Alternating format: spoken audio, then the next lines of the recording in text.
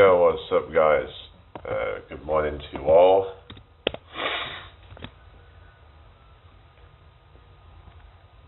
Hang on, what's going on here?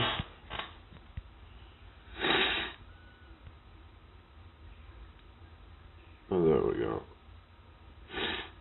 I've got to do that. There we go. That looks better.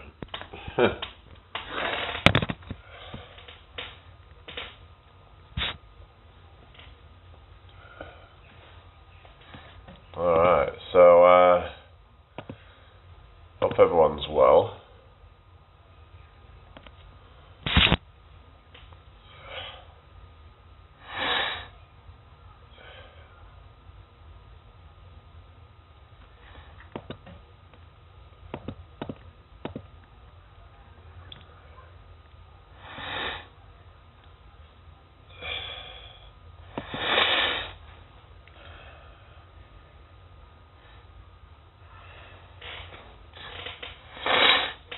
Wait a second, guys.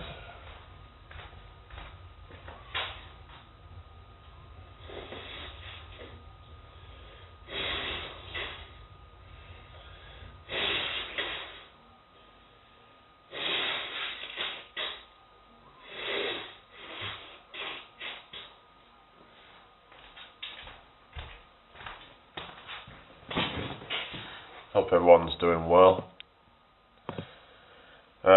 But yeah, I just kind of got off early last night. I just kind of got bored, and I was like, okay, whatever. But I'm back, so yeah. Anyway, welcome in, everybody. I hope you're all well today. I've been thinking about things like what I want to do and stuff. So I was thinking, like, it'd be good if we could get more supporters and stuff, try and get more,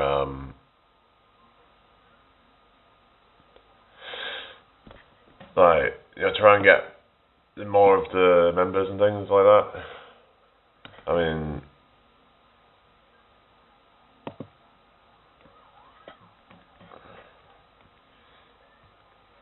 like, 'cause I want to do this traveling shit, and I'm like, it'd be nice if people could help out, and because if that's what you want to see me do, then imagine if everybody could like chip in like £1 a month.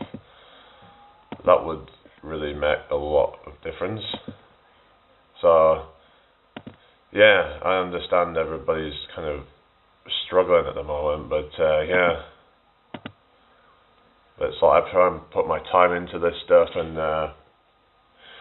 yeah, at some point it's like we're gonna have to try and monetize it more, because right now it's just hardly making anything, and I know people be like, oh, it's not about money. Well, it's like, if you want to see me like traveling and shit, that's going to cost a lot of money. So if you want to see me going different places, and you know, some things are going to cost money to get into, and if you want to see me do a lot of that stuff, then you know, then it's like we're going to have to start getting some support, like real support. Like it's going to have to, yeah.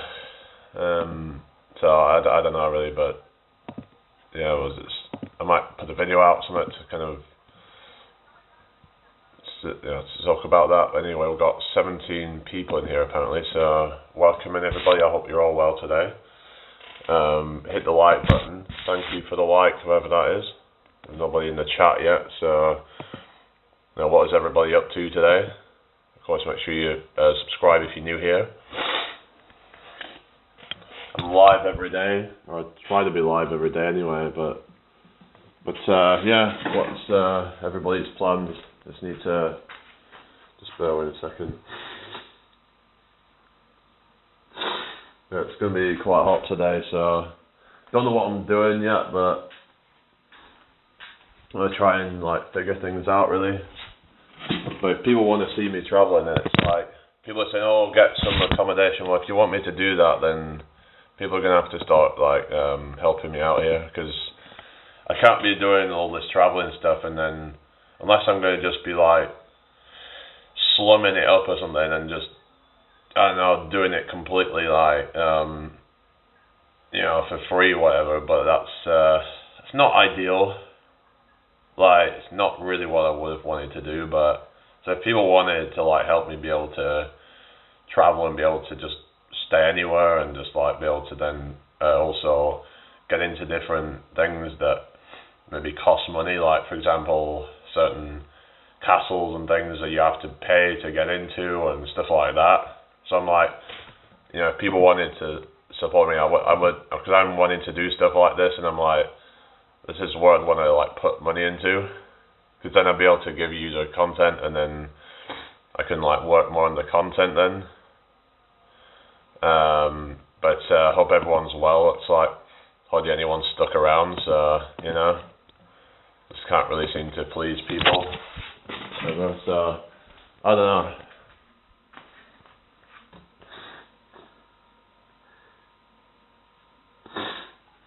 Maybe we could have something for like members. The only thing is YouTube takes like 30%, but we could have like members only content that's like some bonus stuff from like my trips and stuff like that, where I'd maybe put some extra stuff into it. I'm not exactly sure yet. Hello, the bald icon, how you doing? It's a bit kind of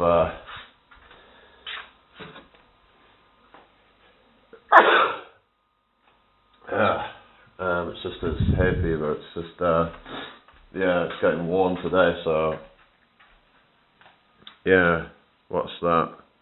Well, if they're going to be alienated, then fuck them then, If they don't like that I'm trying to get some support for my channel, then they were never really my supporter in the fucking first place,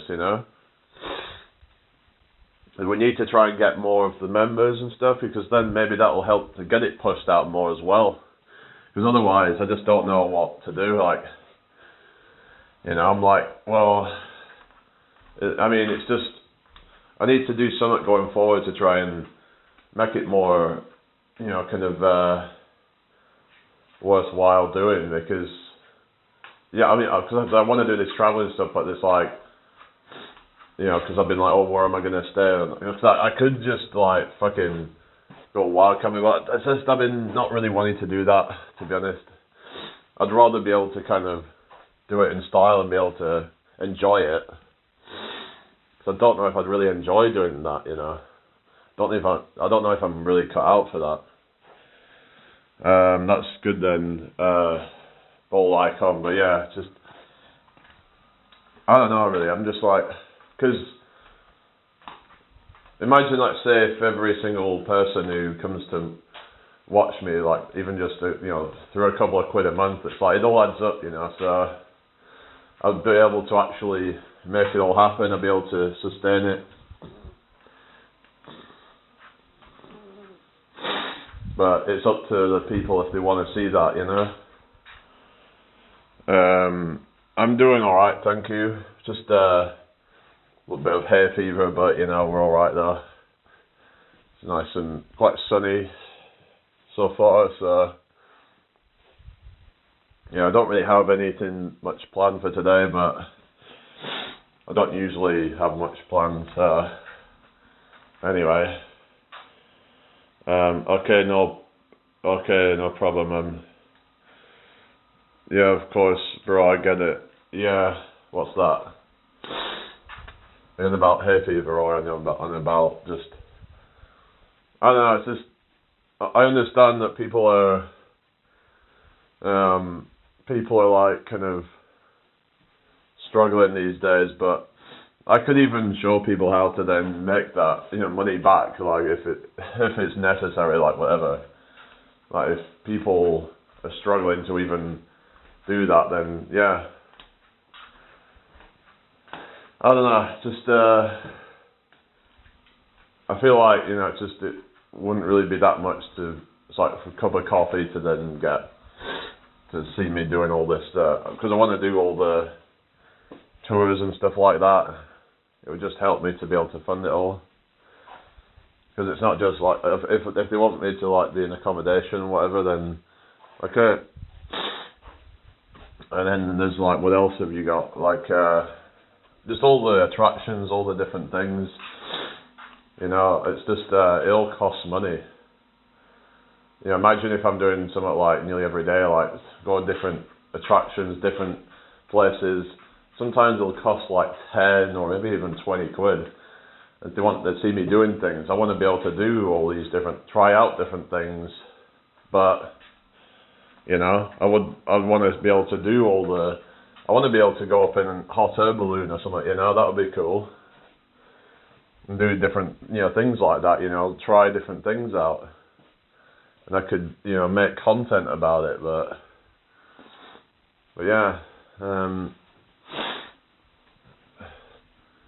I don't know. Like, I'm just trying to think. Like some things maybe I could do as like, you know, kind of members only. I'm not exactly sure how I would do it yet, but like I don't know what it would be like, but maybe I'll do the.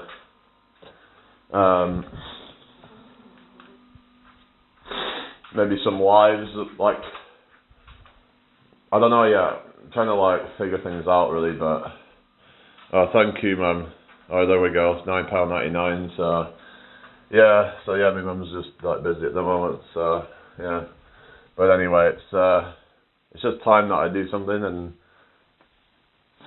you know, if I could even get like, you know, maybe 20-30 quid a day, something like that, maybe 50 quid a day, I'm not exactly sure, but like, if everybody could chip in something, then it would help me get there. I know, like, you might think, oh, that's a lot to ask for, blah, blah, blah. Oh, you're so entitled, or whatever. It's like, well, this channel isn't just about me, it's also about you. It's like, well, what do you want me to do? What do you want to... okay, no problem. What's that? Yeah, definitely, mate. Just got to keep going. Yeah, I know. Like I said, I might make some video, but I know there's like, you're going about alienating people and all that, and like people feel like, you know, they're being left out or whatever.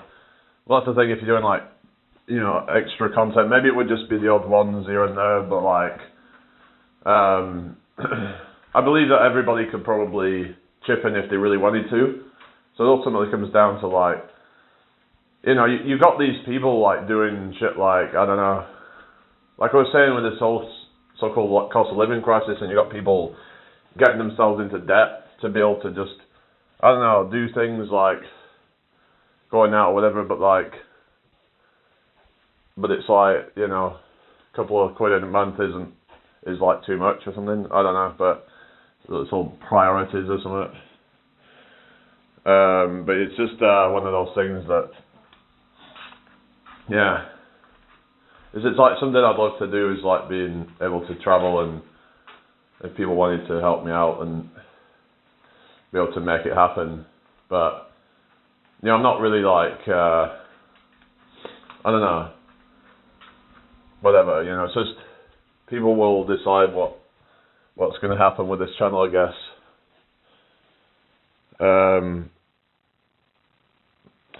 Yeah, I like you, bro. Just don't want to see it affect your hard work. What do you mean?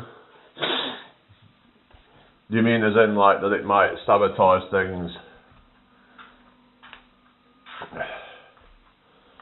I mean, it's just, maybe it would, I would want it to be more of like a kind of voluntary contribution thing, where people could like help out based on what they feel like giving. Because I don't really like, to be honest, I don't really like the idea of, you know, kind of putting stuff behind a paywall, really. I mean, it's just kind of like, I like the idea of things being kind of like open to all. It's like I was saying, when you've got these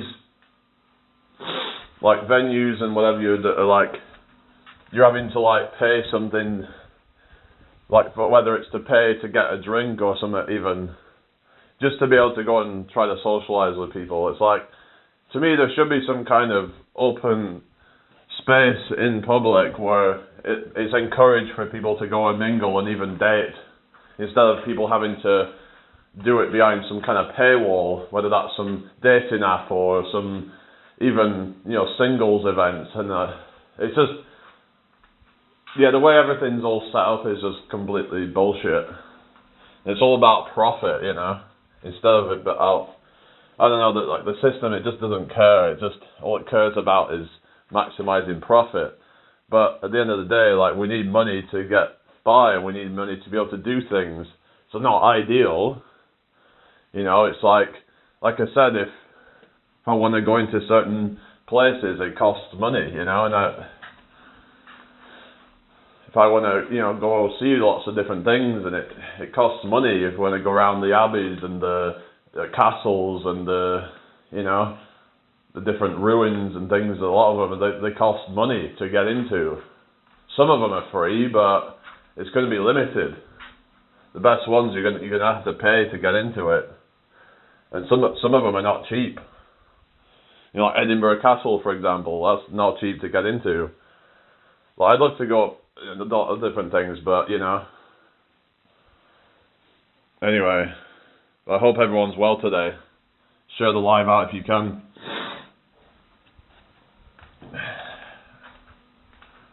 But I don't know. It's just I don't want to have to put stuff behind the paywall, but it is what it is. Because for one, obviously, like you said,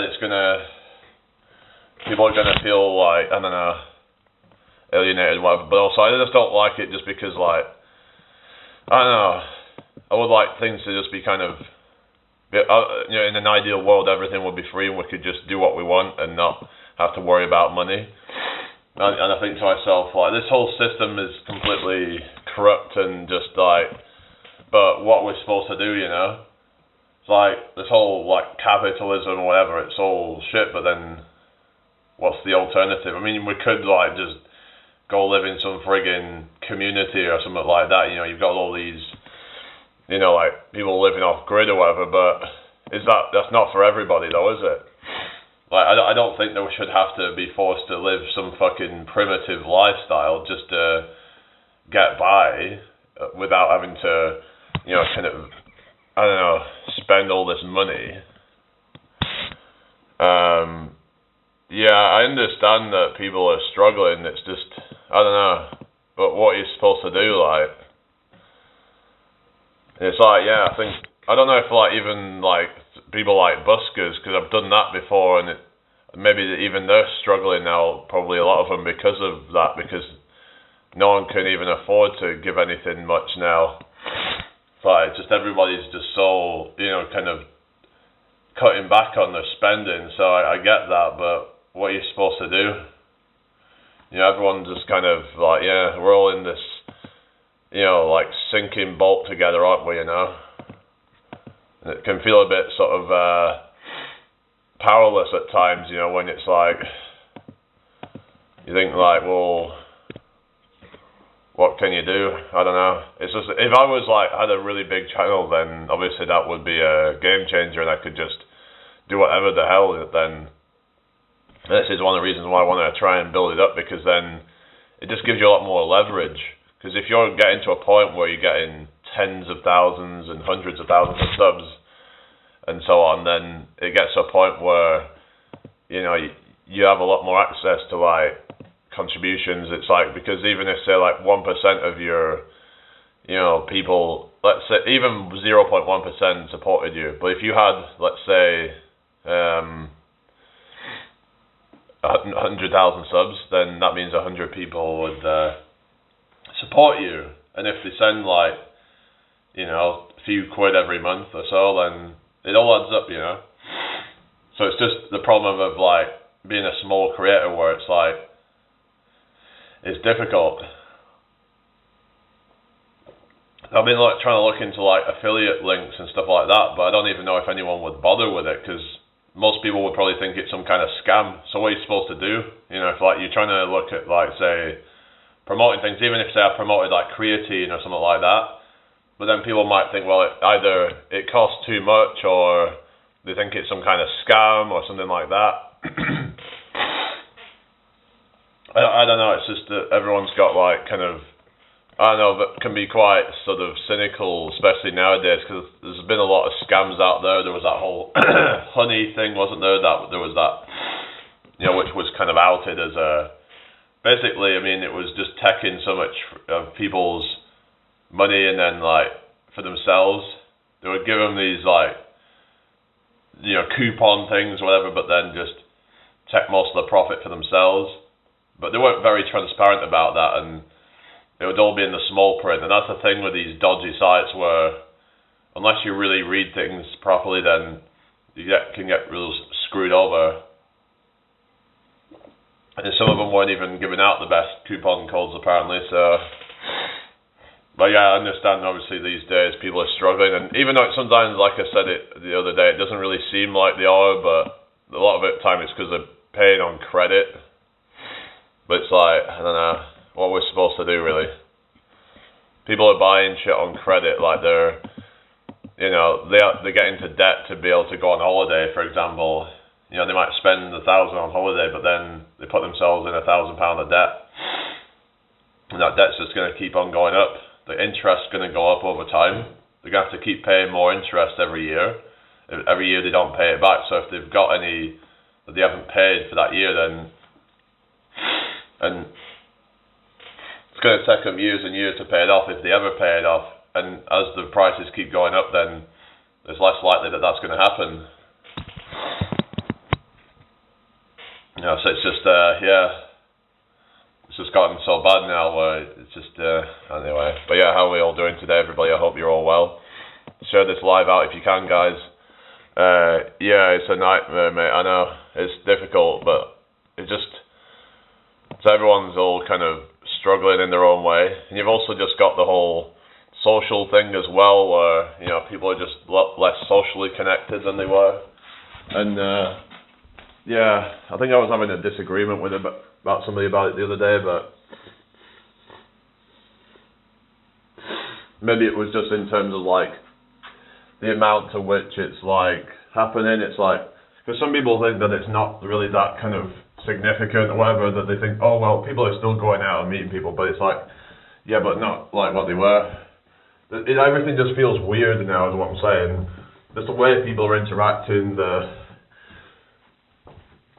everyone seems kind of distant, is what I've noticed. Like, it's hard, it seems to be hard to get in, and it's been like this for the last few years, it's been hard to like get in contact with people a lot of the time, I've noticed, where a lot of people, they can take days to get back to you, or never at all. Like, they never even see your messages. But I think at one time, like, people might have been a bit more, engaged, if you will. I do ghost hunts on my channel, bro. You're more than welcome to join me one night. Oh, really? Ghost hunts? Like, you're into, like, the paranormal stuff then, right? I'm not really that big into, like, paranormal stuff, to be honest, but maybe I'll check it out. I mean, I'm trying to keep an open mind, but yeah. I don't know if is that something you actually believe in, or is it just something you're trying to debunk or something, or... Because there's some people trying to like debunk that stuff, aren't they, Anyway, it's just, I don't know. Sometimes I feel a bit kind of disheartened with things, but it's normal to feel like that in today's society with everything going the way it is. Like, at one time it would have been so easy just to set up a business, right? Because you'd have tons of customers and stuff, but it's like no one can even afford it because if you're starting like your own business, let's say your own, even if it's some kind of like fruit and veg business where it's like something that people need, they'll go find it cheaper from some corporation or something, whereas at one time it's like most of the shops were like independently owned businesses, and then everything become corporatized. So like, you could say, well, capitalism back then was actually good because it was about, you had a lot of competition going on. There was a lot of small businesses that were thriving, but as it become more like monopolized by bigger companies, then that screwed it all over. I'm a skeptic, so it's more a finding out thing, right?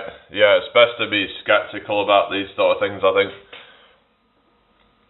it's just something different for viewers for you. What do you mean?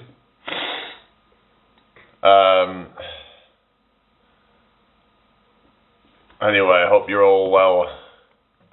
Again, guys, if you're new here, make sure you subscribe. Yeah, there's a lot of people talking about leaving the UK for, you know, better life somewhere else. So that's been something that, you know, it doesn't matter where you go, like, life's been getting worse.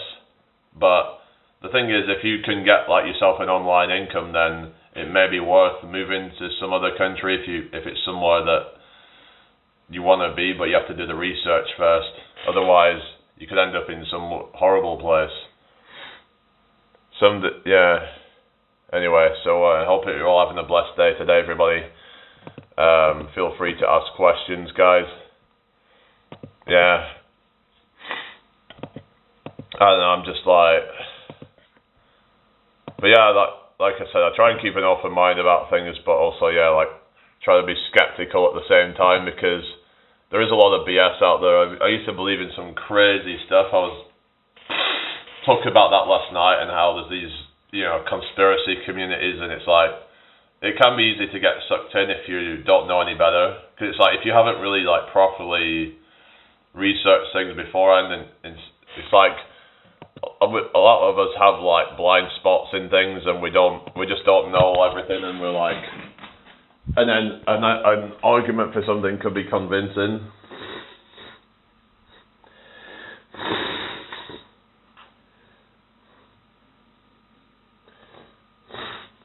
It's like, yeah, oh yeah, that makes sense. But it's like, if you don't have all the info, you don't have the full context of things, then you can easily get misled. But it feels like some people are just kind of denying basic science, and it's just, I think, yeah, it's just kind of concerning that so many people are, you know, like, they can't comprehend certain, like, basic concepts and things. Hello, Preenan, good to see you again. How are you today? Hope you're doing well.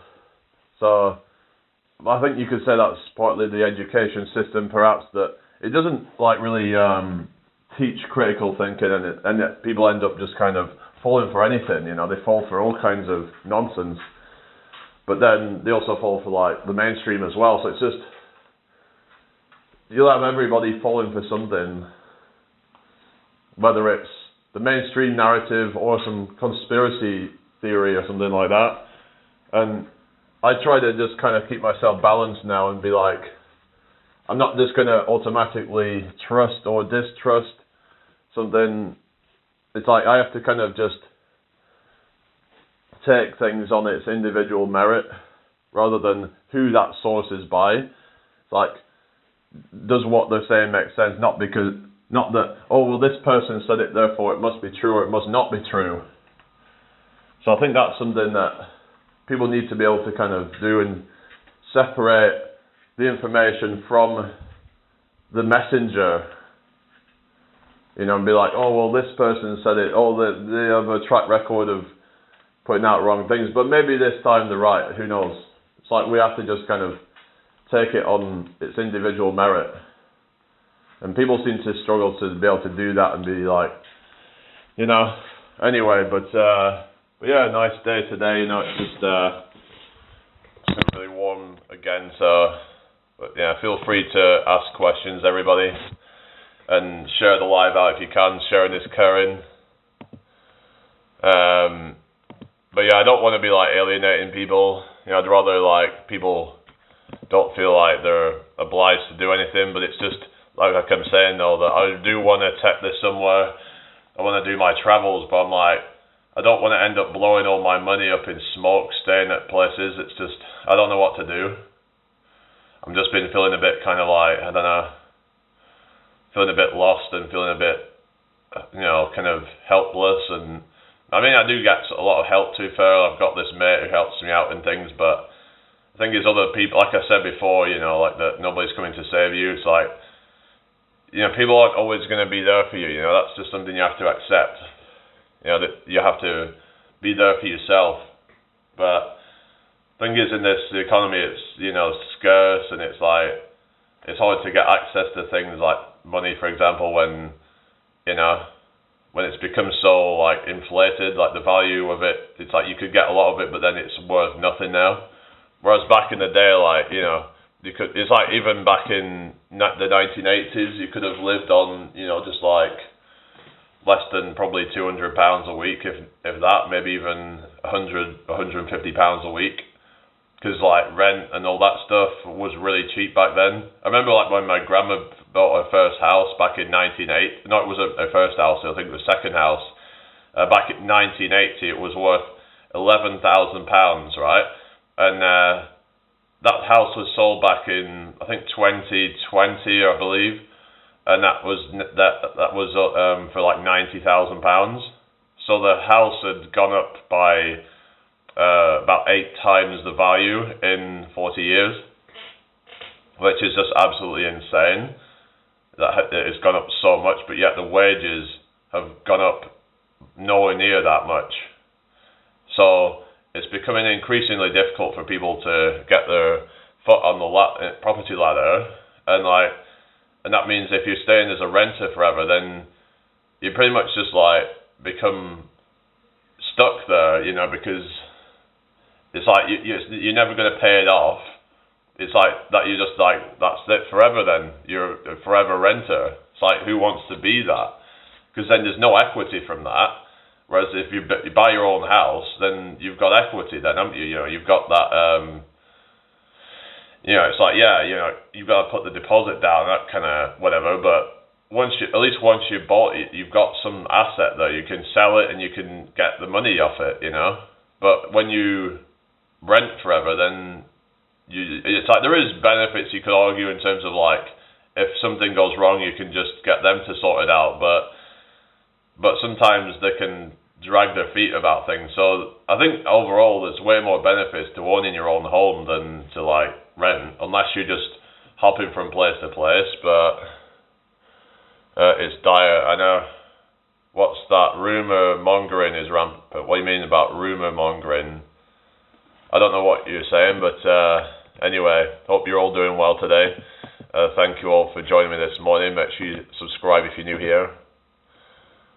But, you know, I don't want to be like negative or anything like that. I just want to try and stay positive. But sometimes you're like thinking, well, you know, how you're supposed to be positive in this, you know, economy and all that. So you have to explain what you mean, though, Pre-Nan. But anyway, who else have we got in here? There's some more people watching, but they're just kind of lurking here. So I don't know. Yeah, it'd be good if more people could come and interact with us, because you know it's been a bit kind of, you know, it's been a bit slow. You know, people are just kind of, I don't know, not really engaging that much. And I understand, you know, some people might be busy, but yeah, it's like, well, I'll go to some people's lives and they'll have even like less subs than me, but they have a more engaging chat. Like they're getting way more viewers and having more people interacting. They've got this community there, but I feel like on this channel I just don't really have that, and I don't want to complain about it or anything, because that's not going to help. But it's just, I don't know, I don't know, I just don't really connect with people that well. Maybe that's what it is. Whereas some people, they have their own kind of niche or whatever, that they just have this community that just naturally kind of flourishes. But I don't know, just even in just day-to-day life, I tend to be quite my own person, and when I've tried to get into groups at the time, I don't really feel part of it. I just feel like I'm in my own world a lot of the time, you know. I've noticed that a lot, where I feel like I'm in my own world, in my own head, and get kind of daydreaming and stuff like that, and like, I don't know if anyone else feels like that, but yeah, yeah, guys, I know it's rough out there, and yeah, everyone's struggling at the moment, but we need to try and figure out some solutions, though. Like, I just don't know what else to do, like, because we can't be complaining about it. Like, we're all, yeah, everyone's struggling, but everyone just wants to complain, and nothing ever happens when you just complain. So, like I said, I can suggest certain things. I can be like, oh, maybe you could try this out or that out. But the thing is, it's like people should stop wasting their energy protesting nonsense and everyone should all come together and be like, we need to just put an end to all this bullshit, the cost of living and all that, and it's because a lot of it's just not even necessary. It's like they'll come up with some excuse to be like, oh well, we need to do this, put the prices up because blah blah blah, supply blah blah. It's like, it's probably a load of bullshit, and they're just trying to kind of gaslight you so that it's an excuse to just, like, extort more money out of you. It's just, there's so much extortion going on in society. It's like, everyone's all just trying to, just exploit people. It's trying to, and then you've got all these taxes that people are forced to pay. Council tax, you've got income tax. It's like, if you're earning over a certain amount of money, it's just, it sucks, when you've got people just struggling to get by, and they're getting taxed now. So that kind of world we're living in does that. It's just gonna kick people when they're down, kind of thing. It's like, that's what this fucking government's doing to people.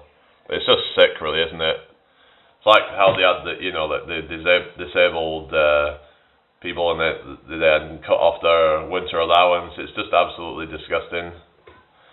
It's like they have no shame what they're doing. It's just, so it doesn't matter who you vote for. It's like, they all have some fucking shitty policies, don't they? Let's face it. They're all, doesn't matter if it's Labour, Conservatives, or if you're in America, Democrats, Republicans. They all have their own shitty policies that they're all bought and paid for by some corporate interests. Because that's the thing. It's like that. It's like every politician, they have a price on them. You can buy them out if you have enough money. And these corporations, they have enough money to do that. And people wonder why the system's so corrupt. Well, that's the reason. It's and it's like, I don't know. The whole thing is a scam. It's all designed to keep most of the people at the bottom while keeping the rich richer. But anyway, I hope you're all having a good day. Let's get this shirt out if you can. So I don't know if you're still there, Preenan, but it's what, 3 people here apparently, so I don't know. It's just, people aren't really sticking around too much. Apparently about 187 views, so view counts are pretty good on this, but for some reason people are just not really hanging out that much. So I guess they're all busy or something, but I thought I'd come on for a while and see how everyone's doing. But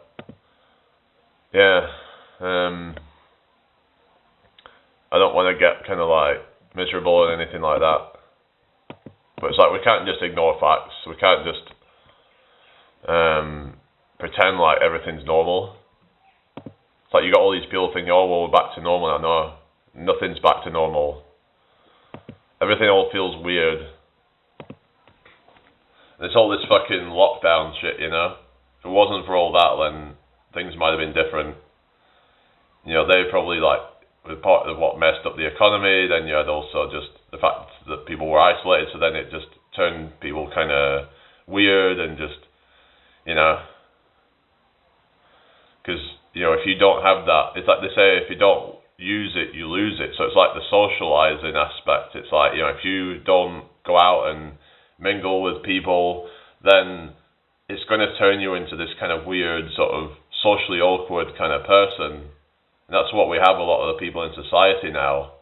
But it's like, I think this is all by design, guys. I just think they're just trying to just destroy society. And this might sound quite dark, and it might sound a bit, paranoid or whatever, but it's just, I would not put anything past these elitists to, anyone that thinks that it's not possible, that it's some kind of, coordinated thing, if you will, like that, then it's like, I think that you just kind of sadly mistaken. I think that you've got to open your eyes and see that this whole thing is corrupt and that a lot of these things don't happen by accident. People think that, oh, well, it's just, it was just incompetence, that just the government was being incompetent. It's like, really? Is that what you're really going to believe? Because I don't believe that for 1 minute, that it was just because of incompetence. It's like, you really think that they're that incompetent that they'll just make stupid decisions like that? I think they all know what they're doing. I mean, they're all just, doing whatever they have to do to, make money, essentially, is what they're doing. Because if they've got some corporate interest trying to, bribe them, then it's like, they'll take it, a lot of them. When we had, like, Boris Johnson, they're going to fucking take whatever they're given, if they're, I mean, it's just, they're either being bribed with money or they're being threatened. That's a lot of things going on. Because, I can't see them all just being incompetent. Like, it's to me, that's just some excuse just to kind of, because then that just kind of means that, oh, well, it's just that they're incompetent. But it's like, when you look deeper, it's like, there's something more nefarious going on. There has to be, like, it can't just all be coincidental that all this shit happened. All the friggin' thing with the injections, all the, lawsuits trying to, take people's freedoms away. That cannot be all by coincidence or whatever. That, oh, well, they were just so incompetent. Yeah, really? No, I don't think so. This has all been planned for many, many years, I believe. This has all been part of their way of just destroying society. There's so much that they're trying to do to just like, they're just trying to mess everything up. Because then people will be begging for some solution. It's like with the economy, right?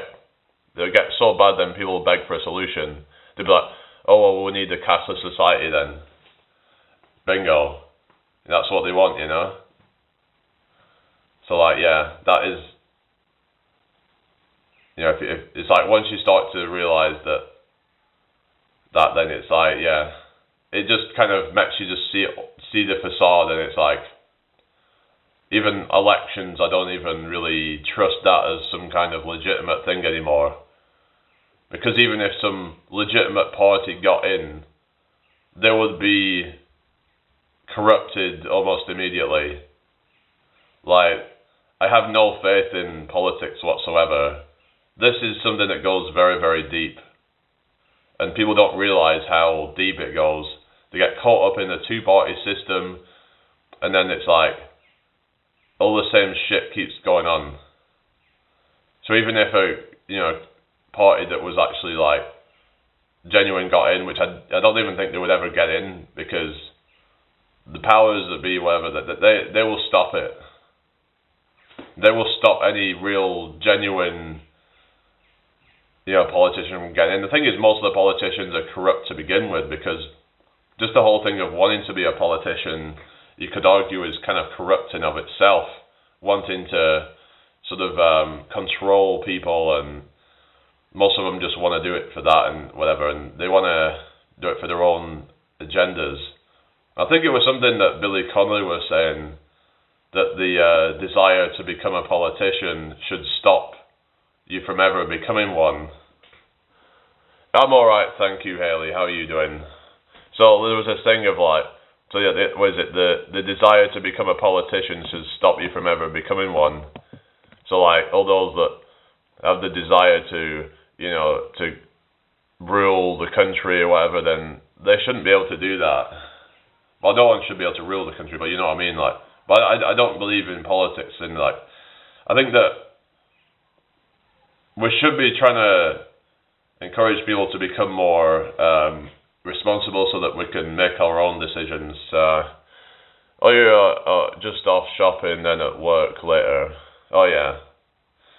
All right, getting anything nice, or is it just like a kind of weekly shop or something. Anyway, well, I hope you enjoy.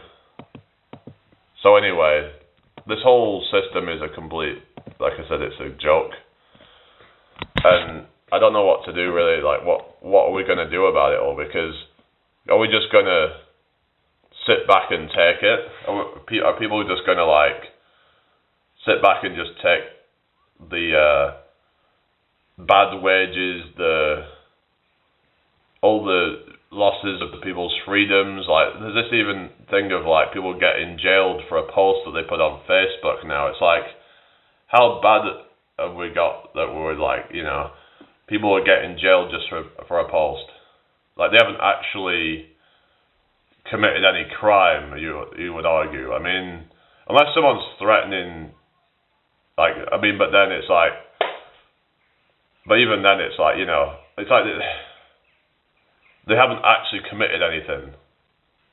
It's like, unless you've actually done something or tried to do something, then, like, what?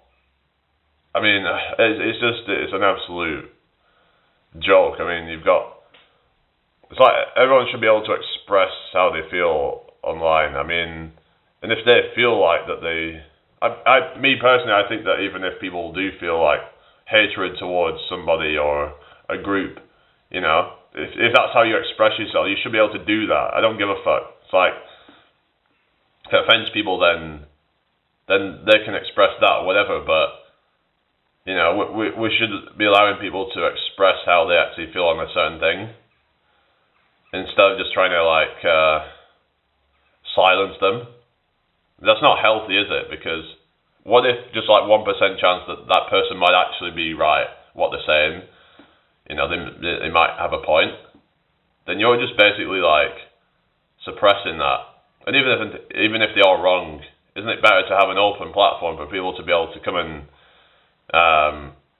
you know, they can all disagree and whatever, and have debates with each other, you know, instead of putting it into an echo chamber, because then people are forced to then do things more in secret, or to find platforms where it's not as censored.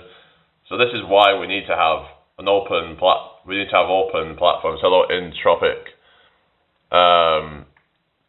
I don't know, like, it depends on how much calories that you need per day, but I guess, like, when eggs are quite high protein, so they're probably not gonna, I mean, protein's quite satiating, so, and it's also, so, like, it depends on how many you're even able to eat in one go, but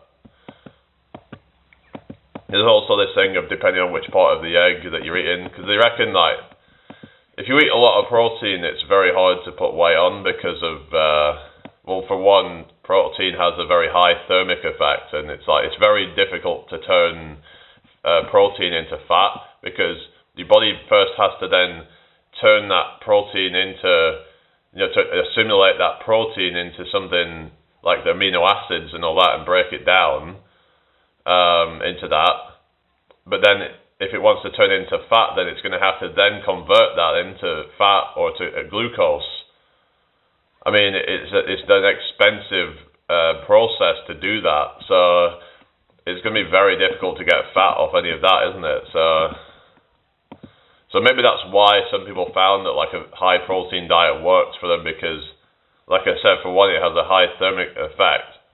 So, like, it has a, you know, it burns a lot of calories while you're digesting it, and two, it then would take a lot of calories for it to then be able to be turned into fat. I mean, it'd be interesting to see how many calories to turn protein into fat. So yeah, it'd be interesting to see what that is. So it says here it takes approximately 9 calories of protein to be converted into 1 gram of fat, while protein is not directly converted into fat as easily as excess calories from fat itself. If you consume more protein than your body needs, it can be converted into fat through a process in the liver. I'm wanting to know, like, how much how many calories burned protein to fat? So it says here, protein takes the most energy to digest. 20 to 30% of total calories in protein eaten go to digesting it. But that's just to digest it. So what about if to body to turn that into body fat? Is what I'm wondering, like how much it would take to do that. But let's say if you had a really high protein diet, then maybe it would even turn to glucose first and then to fat, which would be even more expensive of a process. But anyway, I hope you're all doing well today. If anybody's new here, make sure you subscribe, please. It would be really appreciated. I'm trying to go live every day and stuff, but yeah. So for some people, high protein might be good. It's very satiating and also can burn a lot of calories if you do it right. Anyway, feel free to ask questions. We've just hit 2.58k subs, so yeah, we're almost on 2.6k. So anyway, so what you guys want to talk about? But yeah, protein might be good for some people, but the thing is though, I would say like some carbs are good as well because of it's a quick energy source. If you need it for like a workout or something, it's good for that. But yeah. But I was talking the other day about certain exercise types for weight loss. Personally, I would say more steady state cardio is going to be probably better for a lot of people when it comes to weight loss. If you're doing a lot of, say, like anaerobic exercise, like high intensity interval training, that could actually suppress weight loss because of what happens is your body would then probably start craving glucose to then replenish. Also, all that protein breakdown as well, probably going to anaerobic. Let's have a look. Anaerobic exercise, protein breakdown. That it makes you hungry or something, but yeah. So basically, it's saying about like. Protein breakdown and metabolic changes, so it doesn't directly cause a significant increase in hunger. The increased protein breakdown and subsequent muscle repair can lead to a greater overall energy expenditure, which might be associated with increased appetite in some individuals. I certainly feel like I'm a lot more hungry after a workout. In fact, most of the time I'm not even that hungry, to be honest. Because it's like I eat so much food, but it's like I probably couldn't really get that food down unless I'm like working out that hard. So it's like I'll rev up my appetite by working out like hard. If I work out hard, then I'll have this kind of like I can have a ravenous appetite, but most of the time if I wasn't doing that, then I probably wouldn't even be that hungry. So yeah, basically. I can attest to that, that when I've worked out a lot, then that makes me feel more hungry. I don't know if anyone else feels like that, but yeah, I definitely think there's something to that. But what I'd say is that, if you're working out at a slower pace, you're just doing like cardio, light cardio and stuff, then you probably won't feel that much of an increase in your hunger, and you'll be burning mostly fat. Whereas if you say like doing HIIT training or like you're doing things like resistance training, you might find yourself,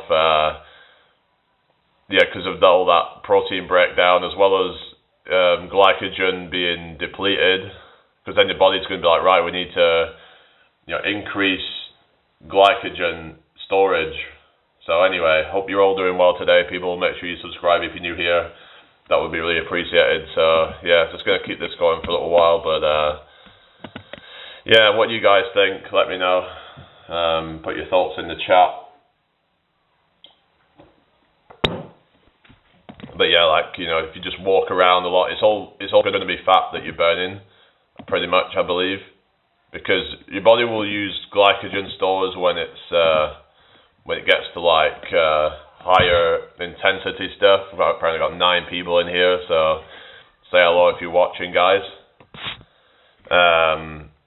But yeah, what do you guys want to talk about then? It's up to you. But I'd just like to share my thoughts on these things. So, but it's important to have a calorie deficit though. So if you want to lose fat, then you're going to need to eat less than what you burn.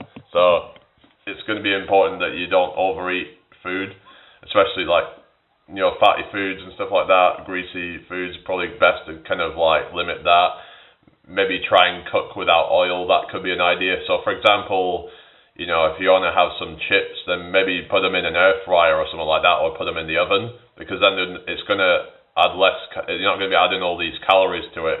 You just make your own chips and just like throw them in the air fryer, and then you can put some herbs on it and spices to flavor it up, because then you don't need to like have all the, you know, oils to give it flavor and stuff. So yeah, you don't even need the oil, and the oil, like literally one tablespoon of oil is about, I think, 120 calories or something. It might even be, actually, hang on a second, I think it's 180. The average tablespoon is like 20 grams, so I think it's like 180 calories, because it's about 9 calories per gram of fat. So it's roughly about 180 calories per full tablespoon of it. So that's quite significant, don't you think, guys? So I think we should be mindful of, you know, putting oil on food and stuff like that. And I think there's also like salad dressings and stuff like that, and people think, oh, I'm healthy because I eat salads. Well, what kind of dressings are you putting on it?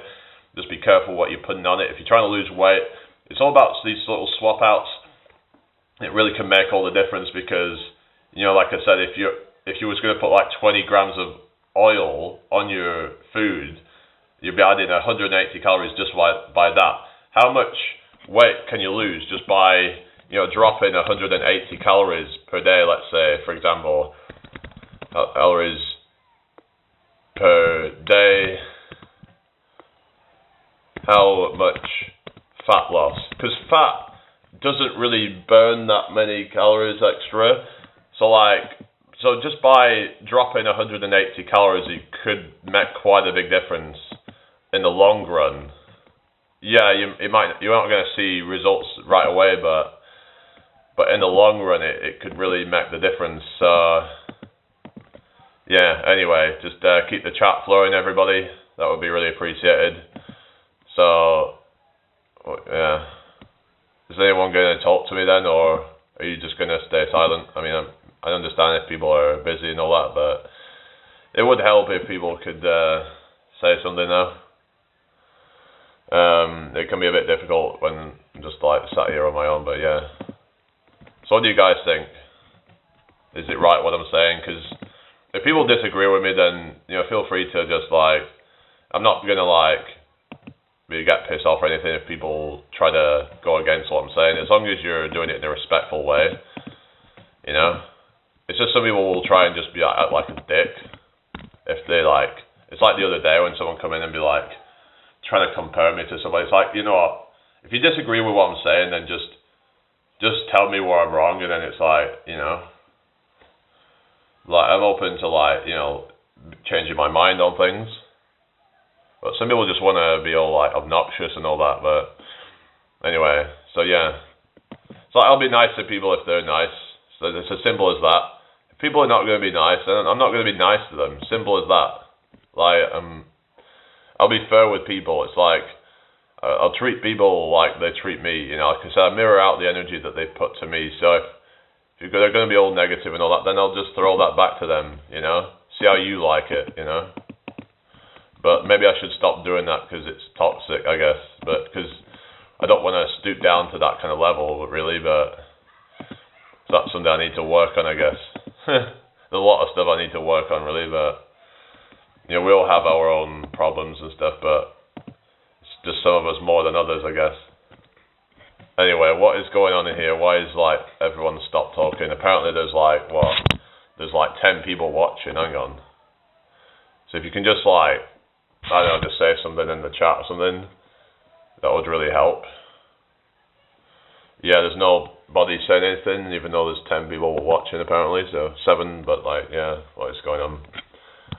Yeah, if you all have, yeah, let me know how your day's going, everybody. Yeah, just I don't know, but according to the viewing figures, it's like the most we've had for a while. So I don't know. It's just confusing, this thing, isn't it? It's like, yeah. How is it that I've got 295 views? It feels like I've only had about 5 or something. People just keep scrolling past my lives and whatever. It is what it is. I'm not gonna complain, really. It is what it is. I don't know. But yeah, got some good weather at least. So I don't know. It's like I try to give out advice and stuff, but like, yeah. But people have to kind of like want to change for themselves. We just have to be like, realize that some people are never gonna change. We have to be fine with that. We can try to give people the best advice. It's like, look at all these people. It's like people are still like obese, even though there's so much information out there. But like, there's so much obesity still. But they'll just go on these frigging dodgy like drugs and stuff that they don't even know what they're getting themselves into, like the things like GLP-1 agonists and stuff like that. I mean, that is, yeah, you just kind of like, it's a bit dodgy really, but I mean, some people may need them, I guess, in some extreme case, but like, the problem is if you haven't like tried to kind of fix your diet or anything like that, then you're just probably going to end up like depending on it for the rest of your life. Because a lot of these people, they don't fix up their lifestyle, they just end up, you know, they just end up basically just, you know, just doing the same shit. It's like they're just, you know, just like kind of eating McDonald's or whatever, but maybe they'll just not be able to eat as much of it, but they're still eating shit though. This is the thing. It's just they're cheating their own body. It's like trying to put some drug in there to be able to kind of try to, you know, sort of lessen their appetite, I think is what they try and do. It slows down, what is it, gastric emptying or something, so that it keeps you fuller for longer. But actually fiber helps with that as well. Like if you have a lot of fiber in your diet, that can help with that. It can help you to feel fuller, and fiber has its own health benefits as well. So like, why can't people just eat more fiber? I don't know, like, is it that hard to just eat some more fiber in your diet? What do you guys think? Like, I mean, yeah, because fiber helps with the... Oh, we've got 18 apparently now. Welcome in, everybody. How are you doing today? Hope you're all having a blessed day. Share this out if you can. So, fiber is really important for, like, satiation. So, you know, a lot of this food that people have now is quite devoid of fiber. You know, it's devoid of, you know, things like resistant starch and, like, other beneficial, like... things like that, like things such as, you know, you've got fruit, you've got pectin, you've got in vegetables, like, because you've got a resistant starch. You know, you have all these different types of fiber and resistant starches that are beneficial for your gut, and they also, some of them help to make you more regular so that you can detox your bowels more efficiently, which can then possibly, you know, reduce your risk of bowel cancer as well, apparently. So, because the problem is a lot of the people having all this crap that just stays stuck in their stomach for too long, and it putrefies in there if you don't let it, you know, sort of out. So yeah, so I've actually heard this thing about people should actually be squatting when they're on the toilet. So you get these like what they call squatty potties or something. I've seen people demonstrate, well, not demonstrate, but like where they would show like how they would have like this kind of platform where they would squat, and then that would make it a lot easier to come out, and it would leave a lot less like waste behind, because sometimes people will go to the toilet and then they think they've like done it all, but then there's still some backed up in there, and it's like that's just gonna rot, you know, in there. So it's just yeah, that might be something to look into, but I don't know, it's just, the life that we live now is very unnatural, like most of us probably hardly getting any sunlight, even when it's like a day like today, and a lot of people are not even getting out. At least I've got like windows and stuff, but the thing is though, unless you're actually out in it, you're not going to really get the full effect. It's like you're not going to get the vitamin D from it properly. But a lot of people are just not getting the vitamin D properly, are they? They're just staying indoors too much. They're just, even when it's sunny, a lot of them are indoors. It's just this modern life is just not natural whatsoever. So, what do you guys think? Like we should be living a more natural life. Even like going out in nature has been shown to have a lot of health promoting benefits. Like, for example, there's been some evidence that there's actually immune benefits to being around trees, and that can help you to prevent getting as sick, and also even maybe possibly help prevent cancer.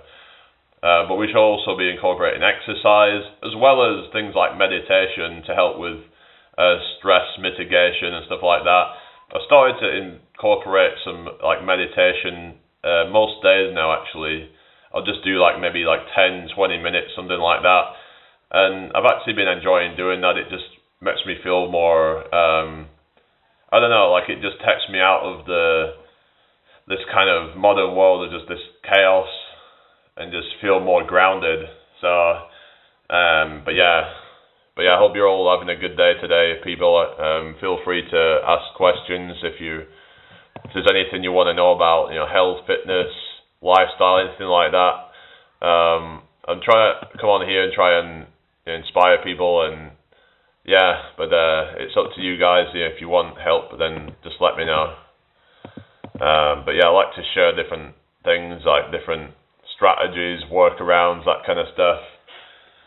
Because I'm actually on the autism spectrum myself, and I struggle with certain things, but I've been looking into ways of dealing with it, and I think meditation can be a good one, because it's a way of trying to just focus onto something, like you're focusing on internal rather than external, because oftentimes we can get too kind of caught up in external reality and being like, I need this to happen, I need this person to like me, or I need this to happen in a certain way, or whatever.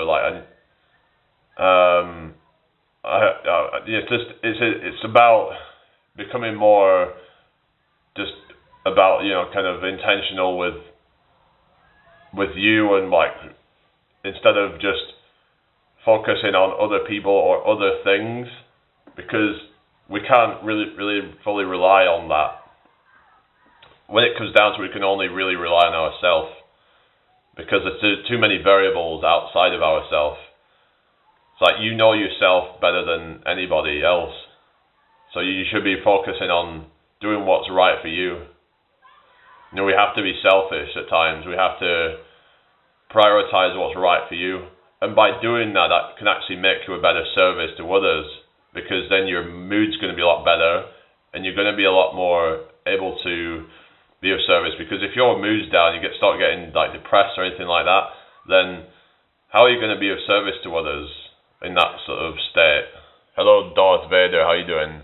Ryan, I don't know about that. I've not seen that, but people have made all kinds of comparisons, but yeah, okay. Anyway, welcome in. What is your name, by the way, other than Darth Vader? Yeah, I remember my granddad used to call it Darth Vegas. He used to have these different names for things, anyway, let's get this shared out if you can, and subscribe if you're new here. That would be really appreciated. Just keep the chat flowing if you don't mind. Just trying to keep putting out content and just sharing my thoughts, and trying to inspire and motivate people. But sometimes it can feel a bit futile, but it's people need to, if you ever get any benefit from what I do, then it's important that you sort of show that it's actually helping, rather than, because I don't know who's getting any benefit from it. Because if I know that people are getting some kind of benefit from what I say, then it's then I know that I'm doing the right thing, and it helps to keep me motivated to keep going. So anyway, but yeah, thank you all for being here this morning. Even if you can't come and chat with us, but at least you're there watching, and that's all that matters. But yeah, just have a quick drink.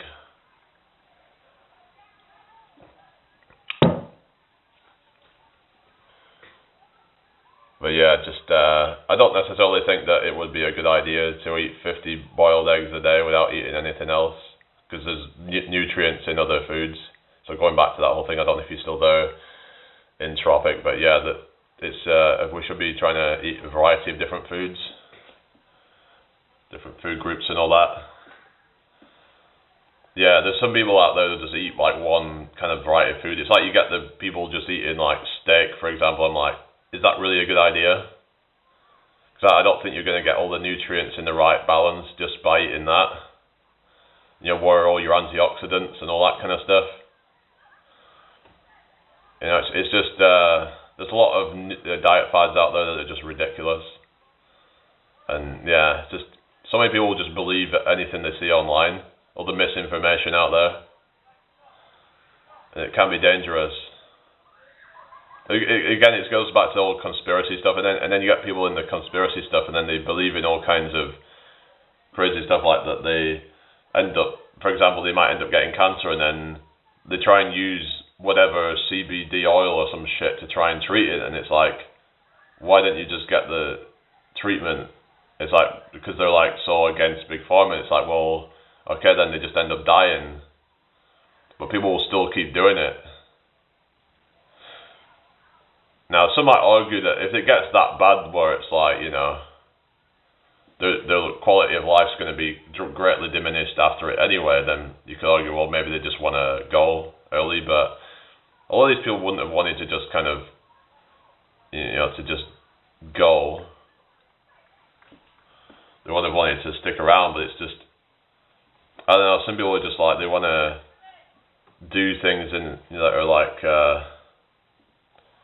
not necessarily proven. It's like a lot of people, they don't know what they're doing.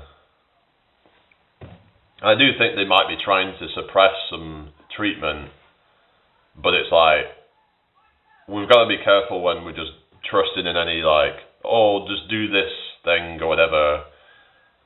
I mean, there was this so-called thing called Gerson therapy or some shit, and it's like, does that actually work? I mean, but it's like, and even if it did, it might not work for everybody and for everybody's types of cancers or whatever. So even if people, hello Set Top, how you doing? Yeah, sorry I didn't like come back on last night, but I don't know, I just wasn't feeling it. Sometimes I'm just, you know, I get to a point where I'm like, I'm just not feeling it. I just want to just kind of get off. But yeah, we're back at least anyway this morning. So anyway, yeah. So if anybody's new in here, welcome.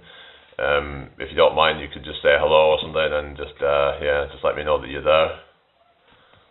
But yeah, it's just, we've got to be careful what we believe in online, because there's just so much snake oil out there, isn't there? You know, so many people just trying to sell you some bullshit, some supplement or whatever. It's like there was all these people that believed in, you know, the Liver King, that he was natural and that he got that physique from an ancestral diet, but then was outed as a fraud. But it's just mad how people will still pay attention to him. But it's like, you had this friggin' Netflix documentary or something, and it's like, it's just like it's like a fart in the lift. It's just, they won't go away. It's like they're just like, yeah.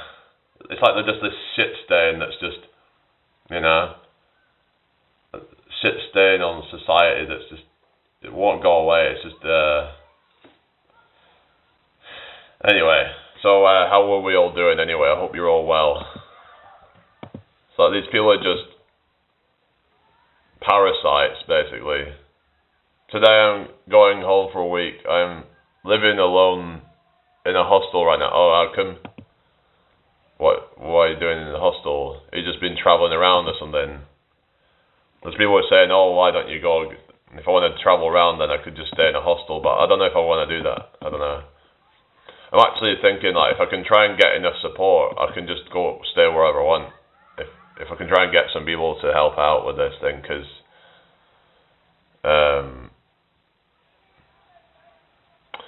so we've got this person here, some channel, Dr. Tony Hampton. You need never eat plants again. What you on about? Like, it's just, you know, all these people trying to demonize on plants or tell people to stop eating plants. It's like, what the fuck? Now, this guy's got doctor in his name. I don't know if he's an actual doctor, but like, you shouldn't fucking be listening to these people. Like, they're just, yeah, it's like, plants are one of the healthiest foods. I don't care what anybody says. They're you know, a lot of them are very nutritious. So, yeah, in fact, I think some of the longest lived populations have a very high, mostly plant-based diet, actually. So now you could argue it's other things that are helping, but it's like, why wouldn't you want to eat plants? Why wouldn't you want to incorporate them into your diet? It doesn't make sense to me whatsoever. I've heard about a plane crash, but I don't really pay too much attention to these things, because I'm like, it's not something I really want to focus my energy onto.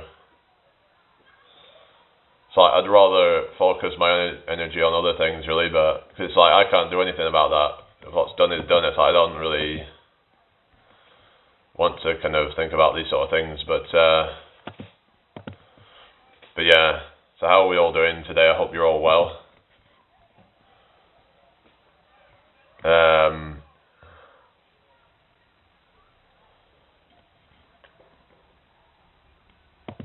Do you guys want to talk about today then?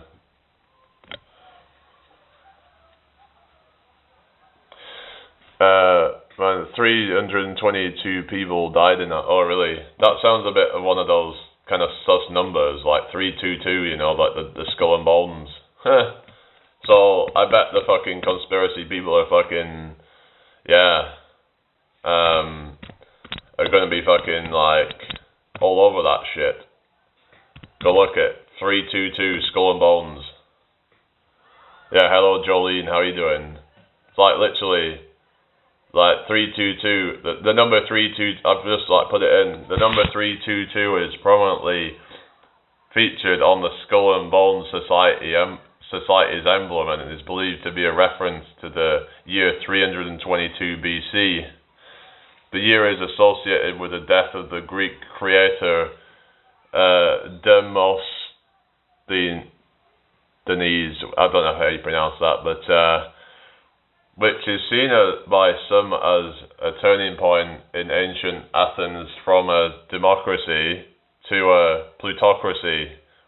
While the exact meaning of 322 is not officially confirmed by the society, its association with Demosthenes and the end of Athenian democracy is widely accepted. So, I'm alright, thank you, Jolene. It's good to have you here again.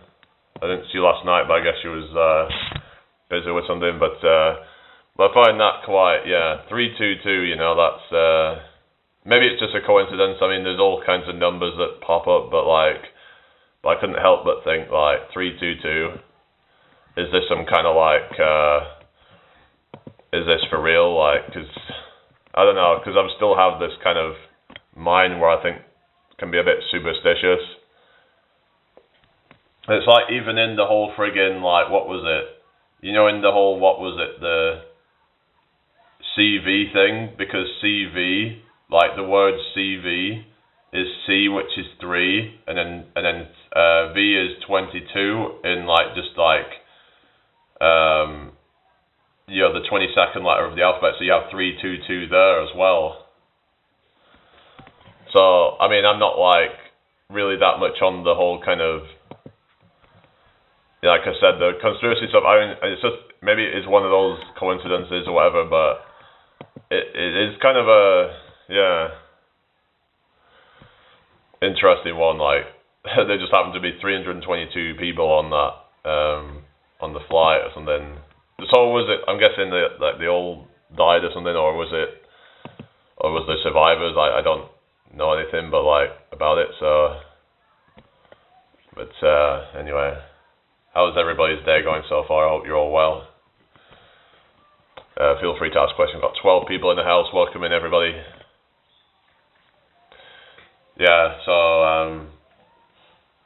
yeah, it was with family. Oh yeah. Did you get up to anything much? Well, I suppose it was weekend. It's on Sundays usually, or family days, isn't it? Yeah, you have the family, dinner or whatever on Sunday, innit?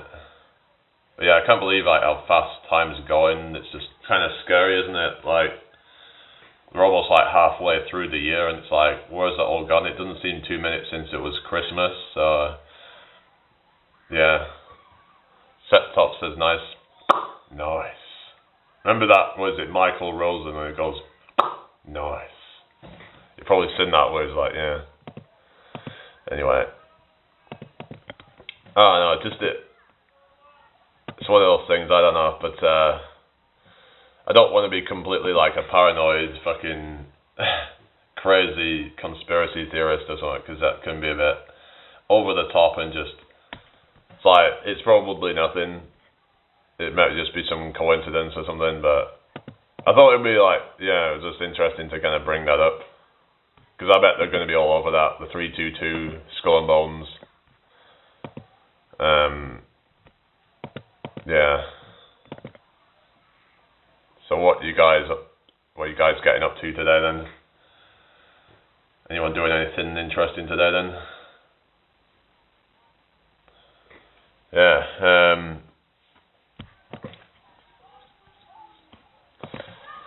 I don't know what I'm doing yet, so I'm just kind of chilling at the moment. Probably do some workout later. I mean, I pretty much work out every day now. Oh, thank you, Set Top, again. So, yeah, I'm just kind of usually just, to try and do some workouts, some meditation and what have you. So, Jolene, are you still there? Jolene.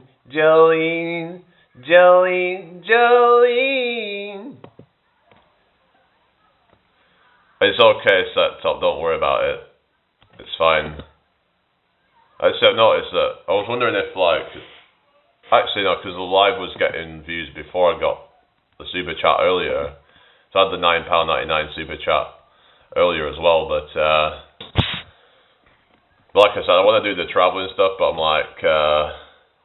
it'd be good if people can help out, because I want to try and start that as soon as possible and go traveling around different attractions and things like that, different sites and scenery and stuff. But it's all going to cost money though. Money makes the world go round. So I don't like that. I don't like how everything costs money, but it is what it is. I was just saying earlier that if people want to support me, then that would be great. It's just, I want to start it as soon as possible, but it's I understand people are struggling. Everyone's struggling for money, but yeah. You should give to then, what do you mean? Yes, we know. Sorry? Little better than nothing, Set Top. Well, that's it, it's all adds up, doesn't it, Every little helps, as they say on the Tesco adverts, Yeah, because like I said, imagine if all 2,500 of my subs threw £1, which is unlikely because most of them don't actually watch me anymore. But let's say, for example, if they did, and even if say 1,000, right? Let's just say 1,000, okay? Just for argument's sake, 1,000 of them threw, let's say, £2 a month. That's £2,000 a month. Just from the contributions. £2 a month is less than probably a cup of coffee for a lot of people. So yeah. So what people could do, say instead of going out buying a cup of coffee, to brew it yourself, and then you've got the money to bingo. But anyway, I don't know.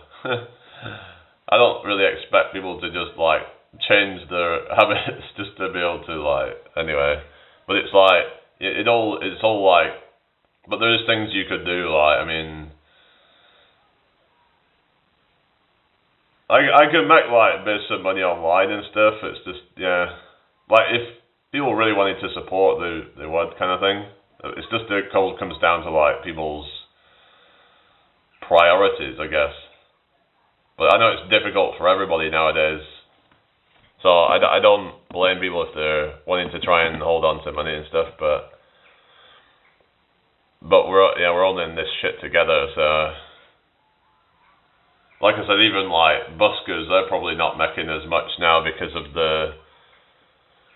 well, obviously one of the things is that a lot of it is because like nobody's hardly carrying cash anymore, but also just that people are skint. Like, no one's hardly got any money to give in the first place. So, it's rough. You know, like I said earlier, it's rough times that we're in, and so I don't blame people if they're struggling and they're, you know, we're all in this shit together. We've all got to deal with our own problems.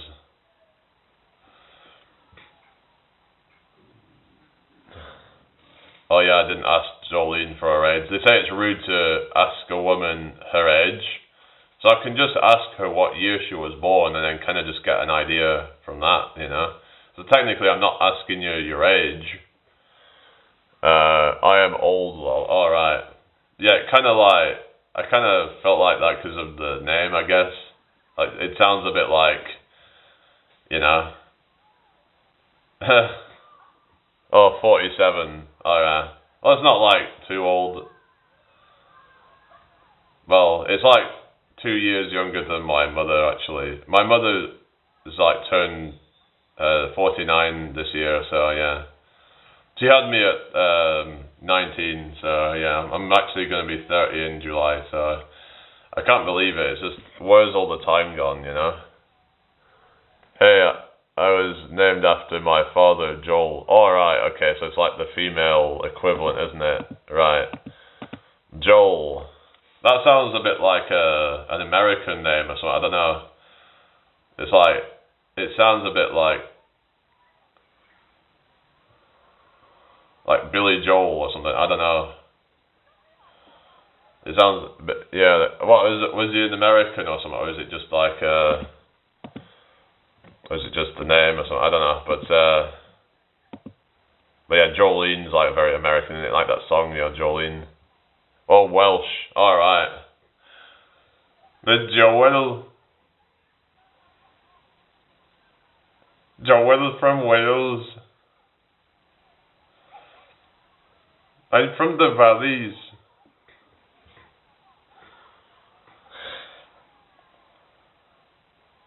From Merthyr Tydfil. Abergavenny. Oh, your granddad was from Wales. Alright. Yeah, so you're not from Wales. Oh, you said you're from England, innit? I'm from Wales, but I don't shag sheep.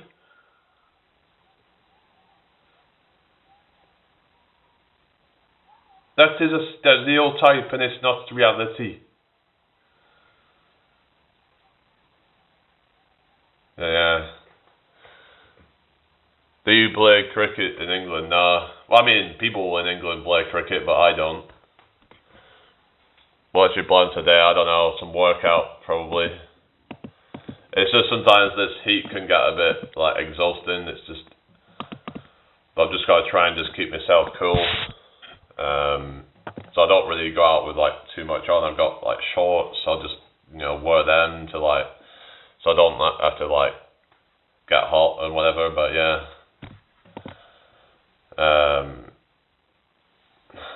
Yeah, I hope you're all having a blessed day, everybody. Keep the chat flowing. So what are your plans today, Jolene? Going to be hot all week. Yeah. Yeah, a bit like me, but I'll stay hot, like, for a very long time, so yeah. Yeah, I just looked at it and it's like, for fuck's sake. I don't know what's going on with this weather. It's like, it just doesn't feel right. Like so I was was talking with my dad about this yesterday because my dad rang me up and I was like, then what is going on with this weather? Like, I mean, it doesn't feel right. If you get up there, come visit India for a week. I know it's fucking crazy over there, but it's like, we're not really used to this much heat. I don't know. Like, it used to be, like, even in, like, June, it was, if I remember, it used to be, like, pretty cold. Like, I don't know. Like, it could even be in, like, June and it would get, like, 10 degrees or something, or 12 degrees. Like, even a few years ago, I don't know, it just seems to have gotten different now, and it's like, and now it's like, it can be, like, 20 degrees in March or something. It's crazy. It doesn't feel right at all. Years ago was hot, not like this, though. Like, things have changed. Like, I remember back when it was, I mean, even people back in the day remember, like, colder winters, where there would be, like, 3 foot of snow or something. Nowadays, we barely get any, if any at all. And then, like, summers are just sweltering, and it didn't, it's like year after year, it's like, we might have had, like, the odd hot summer, but in north of England, it doesn't normally get hot. Like, at least not regularly anyway. There's usually a lot more rain. There seems to be a lot drier. It just seems different. So, I might just kind of like, I don't know. Because things have changed. Like, I don't remember it being just like, going from March up until now, it's most of the time been hot. Like, it doesn't feel right to me that. Usually in March it's freezing cold in this country. And it wasn't even, it was like almost 20 degrees in March. And then April was warm. Most of the time in May was warm as well. So, I'm just saying that things are like different from what they were back. I mean, I've heard other people saying the same, that weather just on average seems to have gotten warmer.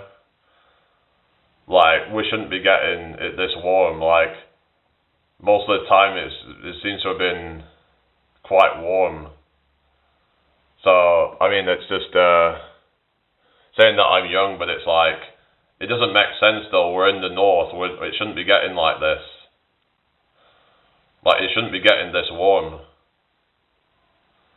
Like, we're in like the north, like, you know, we're in temperate climate where we shouldn't be. It feels like we're in the Mediterranean. Like, it doesn't feel right to me. Yeah, I know, but it's like, it feels like we're in the Mediterranean. Like, this is weather you would expect in Spain almost. Like, I remember back in 2009, like, it wasn't much hotter when I was in Barcelona in August. That was in August. Alright, take care, set top. But it's like, I don't know, even the winters don't seem to be that cold. I mean, they are coldish, but it's not like what they used to be. Like, we might have the odd cold snap. But a lot of people back to 60s, it was like way colder. Like, I've heard stories of like back in 1963, and it was like, it was so cold like that there were like people were crying to go home like from work. It was that bad. We've not had anything like that since. So I'm not gonna argue. It's just things have changed, and it's kind of weird.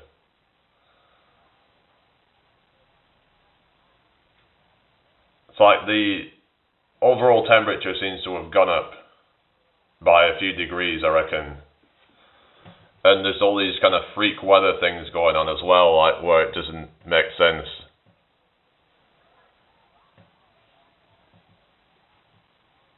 But it wouldn't get like hot weather in March, though, would it? Because I've heard even times that they were saying how they would get snow in April and stuff. And they would get like, yeah. and then they would have like, you know, like hot weather after that, but it wouldn't be like hot in March. It wouldn't be hot. It wouldn't be. It would be a lot more predictable, and it just feels weird to me. But like when I was looking at the weather, it's like what? I mean, for York, let's see, it's 24, 23, 22, 24, 26, 27, 27, 24. So yeah, Saturday, Sunday, 27 peak. Like, I just think I don't know. Like, if you look at the average temperatures over, let's say, UK, past 50 years, let's say, right? Let's see if there's a trend upwards. Over the past 50 years, the UK has experienced a warming trend, with average temperatures increasing. Specifically, the period from 1961 to 1990 saw an average temperature of 8.3 degrees, while the period from 2014 to 2023 saw an increase to 10 degrees. This indicates the rise of 1.7 degrees over the last few decades. So I wonder if it's continued kind of like since then even, and but like a 1.7 degree might not sound like a lot, but if we seem to be getting more heat waves and stuff, and they seem to be lasting longer. It's just like, I don't know, that's what, and a lot of people have said the same thing. They're a lot older than me as well. Like, it's like, I'm not one of these people that's going to just be a climate change denier. I think that there is something going on. You could argue what's causing that, but there is a phenomenon going on, and it doesn't feel natural to me.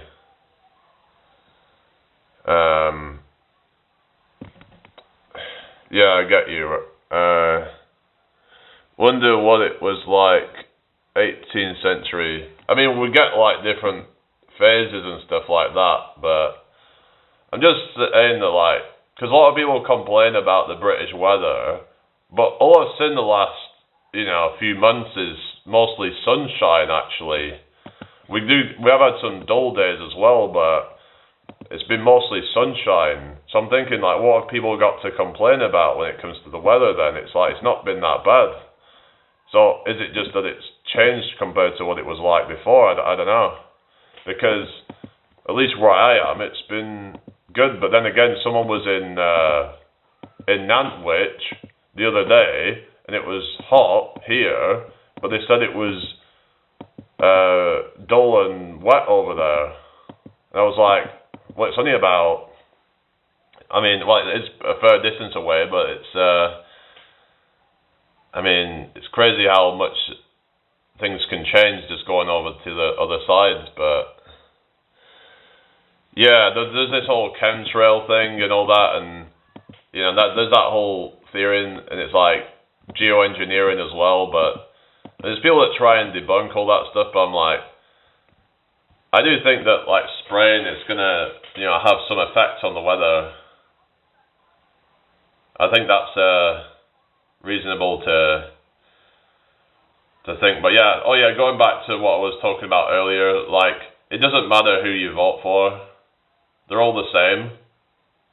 They're all paid for by some corporate interests. But I don't know if it might even go deeper than that. Like, we were talking about secret societies and stuff like that. It's like, who really pulls the strings here?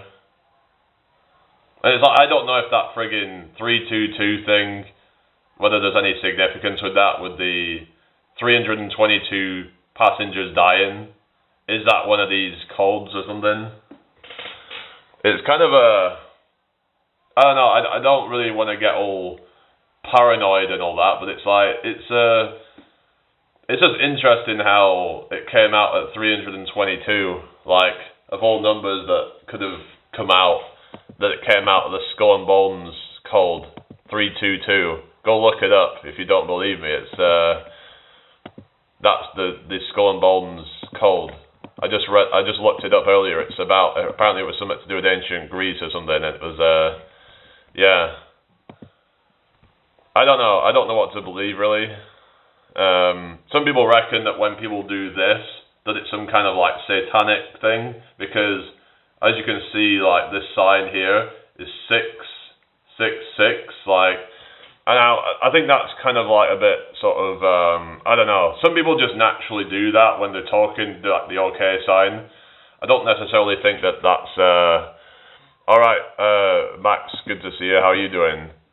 It's just, I don't know, but the thing is though, some of that stuff can just make you look crazy if you start just looking too deep into that stuff, so I'd rather just stick to the facts, and like I said, you know, it's just, it doesn't matter who they put in, but yeah, so, but yeah, there's a lot of greed, isn't there, you know, there's a lot of, yeah, they'll say they're for a certain side, like they're for the left or for the right, but really they're just for the rich and the powerful, because they can get some kickback off them. It's almost like they're doing some kind of, it's like they're a sponsor. You know, like how you get, you know, like someone will, you know, pay you to sponsor their product on a video or something, right? Like an advertisement. Well, that's what they're doing with these. It's like the corporations are like sponsoring these politicians to implement certain policies. For example, quite draining attempting to do sessions in the evening for beginners. It's not 100% within my reach yet. But I'm getting there. What do you mean? Even about because like you've already kind of worked hard in the morning, it's like, yeah. Yeah, that's the thing, you just gotta like build up that level for that, but yeah. Anyway, I hope you're all having a good day today, people. Share this out if you can.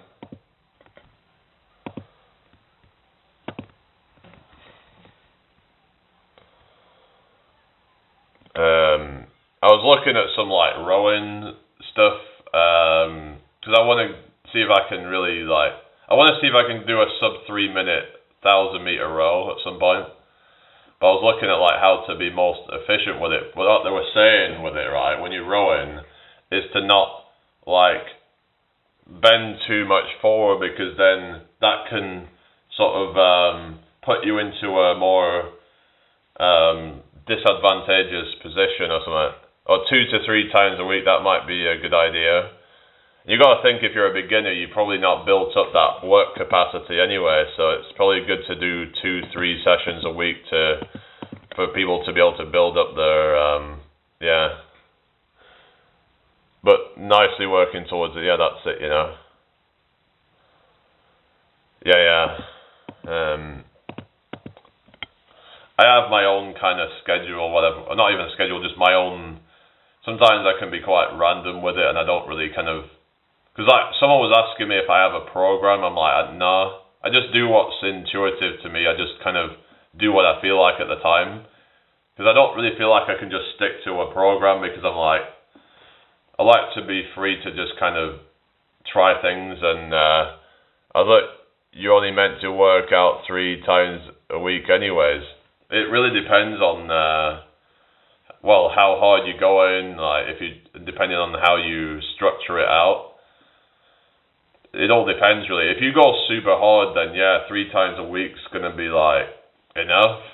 But like, yeah, if you're doing like a hard full body session, let's say, then 3 times a week would be enough, and it would be enough time to recover. Because yeah, if you've done a hard session, it's probably going to take about 2 days to recover from that. So,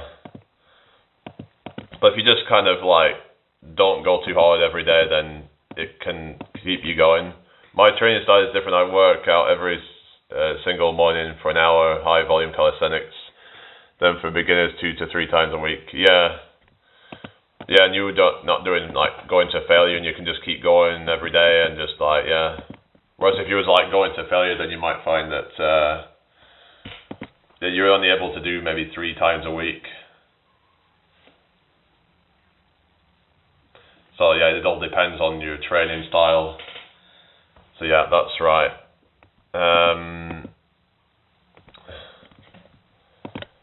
But calisthenics is good because then it's like it's accessible for everybody. Like everyone's got access to like their body, but also like you probably got some like pull-up bar, even if there's one at the park or something like that. There's little bits of equipment that you can probably find. Be careful, your joints will suffer when you're older. I mean, it comes down to like how much stress you're putting on it. Like if you're doing it just like at a certain intensity, then yeah, as long as your body can recover from it and stuff, then it should be fine.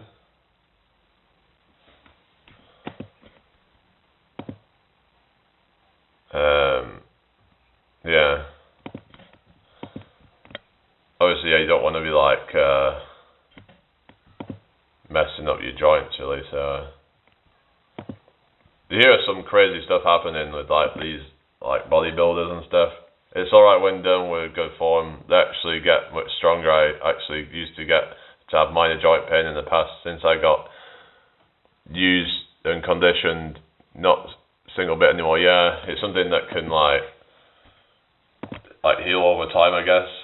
Some people I've heard people. What are your thoughts on red light therapy? Has anyone ever experimented with that? Some people say that it doesn't work or whatever, but then there's people that swear by it. But then again, are they just shilling for it because they're getting money? Like there's people who say, oh yeah, red light therapy is really good. It's important for like recovery and all that shit. But it's like, does it even really do anything though? I'd like to believe that there's some benefit to it, but it's like I just can't really trust in a lot of this. There's a lot of snake oil salesmen who just want to sell you BS because they're getting profit. It's their sponsor or whatever. It's like everyone's just all. It's like so many people are all out there to get money out of you. So I understand why people can be quite cynical at times because.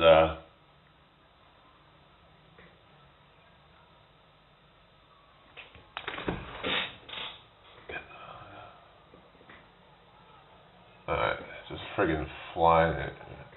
Get out of here. Get it out. Alright, there we go. There's no like flies getting in here. It's just annoying. That's how you make money, is to lie low. I know, it's just... Yeah. Usually when people have a lot of money, you've got to think to yourself, how many toes have you stepped on to get that money? Either you've lied to people or you've just, you've done something dirty to try and undercut people, or there's always some kind of I don't trust any of them that have like billions or even like hundreds of millions. It's like, at that point you think to yourself, well, you don't even need all that anyway. It's like they don't even need it. This is the thing. It's like, how is that money making their life any better? Even Andrew Tate himself said that anything over $20 million, if you have more than $20 million, it ain't gonna make your life better.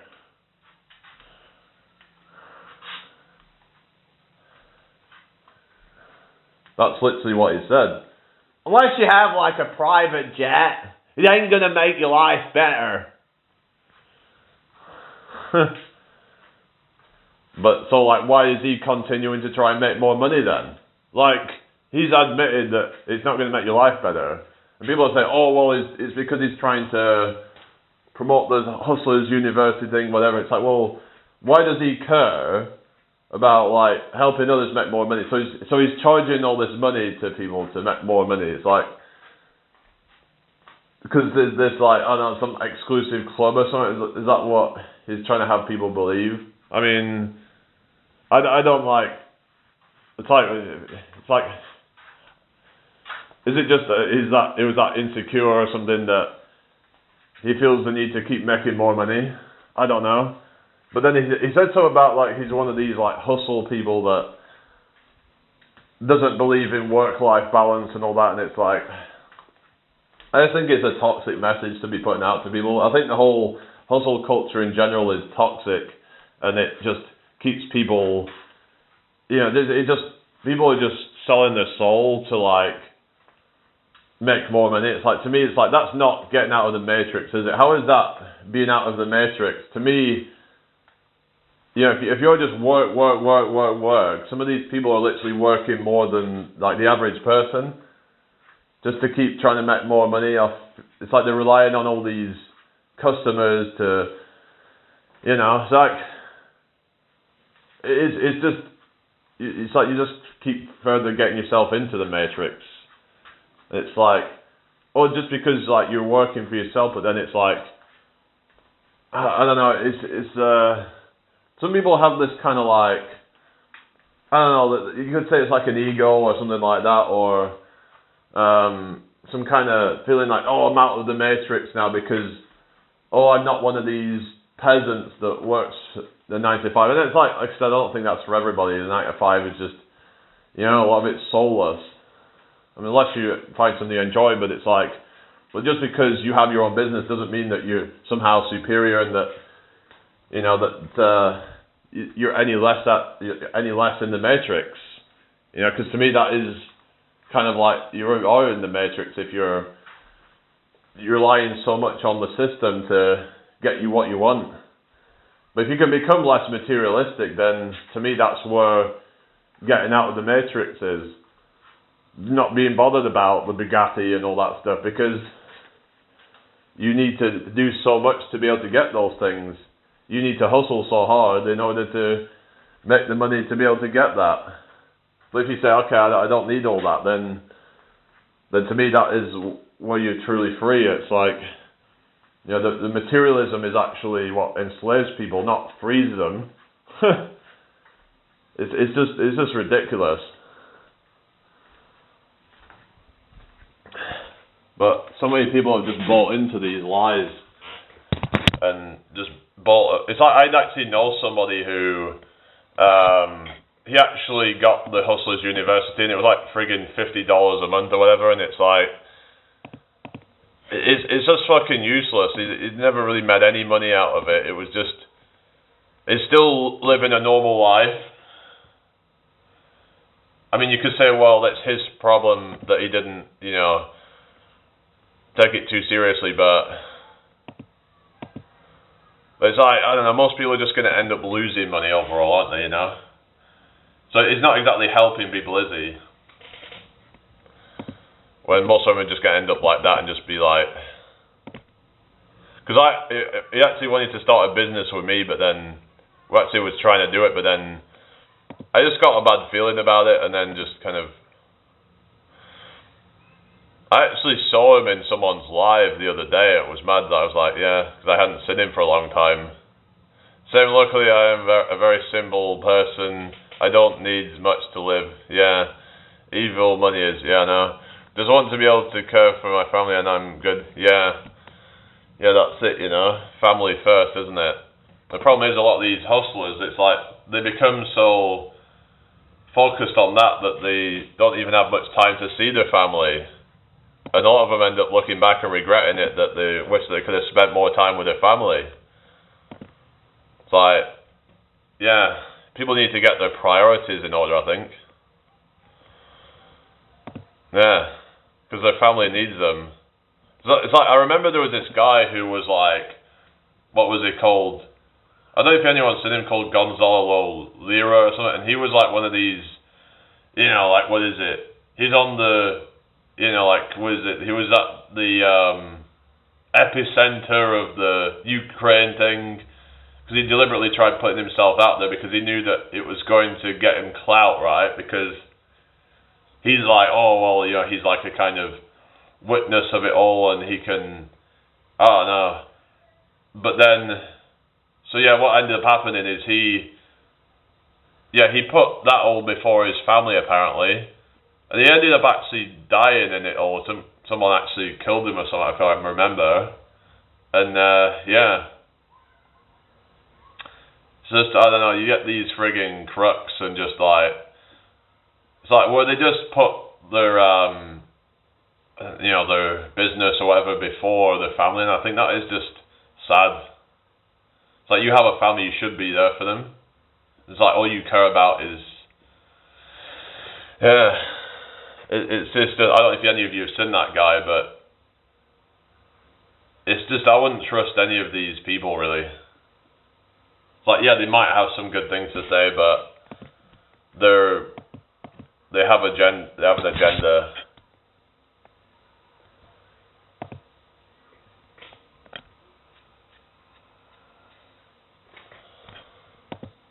Oh yeah, I've seen this thing, 100 men versus one gorilla. What do you guys think about that?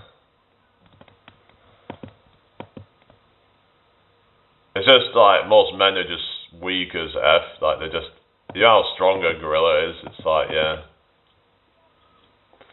It's like a hypothetical scenario, but yeah. So yeah, who's still in here then? Let me know if you're still watching, guys. I probably won't be on too much longer. I'll probably have to, go out and get some food and what have you, but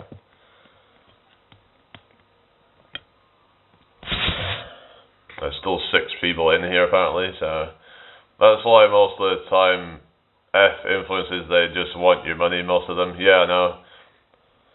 That's it. If they're just like trying to just kind of, what is it, take advantage of some trend or something like that, just to kind of, and it's like they're just charlatans, a lot of them. It's like you've got all this, all these people promoting certain things. It's like you got all these people with sponsors like BetterHelp or something like that, right? And it's like, if people actually looked into that stuff, they'd realise that it's not something that they should be promoting. But it seems like people just don't really think about these things. It's like, they're not necessarily intentionally trying, like just lying to people, and it's like, but they should do their, what's the word, due diligence or something like that before, like do their actual like research on the thing to make sure it's something that is worth promoting. I understand they might be busy and they don't have a lot of time, but it's like, you should just do a bit of research. It doesn't take too long to find out if what you're promoting is actually something that's ethical, and yeah, I see it around me. What's that? Hang on, no joke, Jolene, it's really happening. It feels unreal, but it is what it is. Soft generation. Yeah, it is a soft generation. Like, everyone's just men turning into women. It's like, I don't know, it's like also women turning into men as well. Like, it's this inversion thing, and I've been seeing it for a very long time. Like, it's started to happen even nearly 10 years ago. I started to notice that things were changing, but it's just getting more and more extreme, it seems like, where it's like, sometimes you can't even tell if someone's a man or a woman anymore, and some of them will even say that they don't even know themselves. It's that people become so confused. They've been so gaslit by all this media and all that, trying to tell them that they can be anything that they want. But I don't know if it's because of hormones and whatever, like, to do with, like, you look at, like, testosterone levels in men now are about 40% lower than they were just a few decades ago. So that is quite alarming, really, because a 40% reduction in the male hormone. Of course, women have it as well, but they have, like, a fraction of what men have. But men, if you reduce their testosterone, it reduces what it means to be a man. It's like they become less of themselves. Like, they don't become more by reducing their testosterone. And then you get all these guys trying to look into friggin' TRT and all that shit, instead of actually trying to optimize their testosterone naturally. But it's like, it's just kind of pathetic. I see, like, it wouldn't have been like this before. Like, I mean, it's even the case for bodybuilders injecting themselves. This is what I was saying, you know, with the TRT shit. It's like I said with that whole, James Smith, the guy who's just started on TRT, and it's like, and he's promoting that shit. And it's like, and he's all so obsessed with making money. This is the thing, going back to the whole influencer thing, and he keeps talking about, you know, it's like he made some video about someone making $200,000 a month. I'm like, I think it was coaching or something like that, and I'm like, they end up destroying their own supply. Yeah, exactly. It's how that we've been brought up as well. Oh yeah, it's just, I think you could say a part of it is being brought up with single mothers. I think can be an issue. So that could definitely be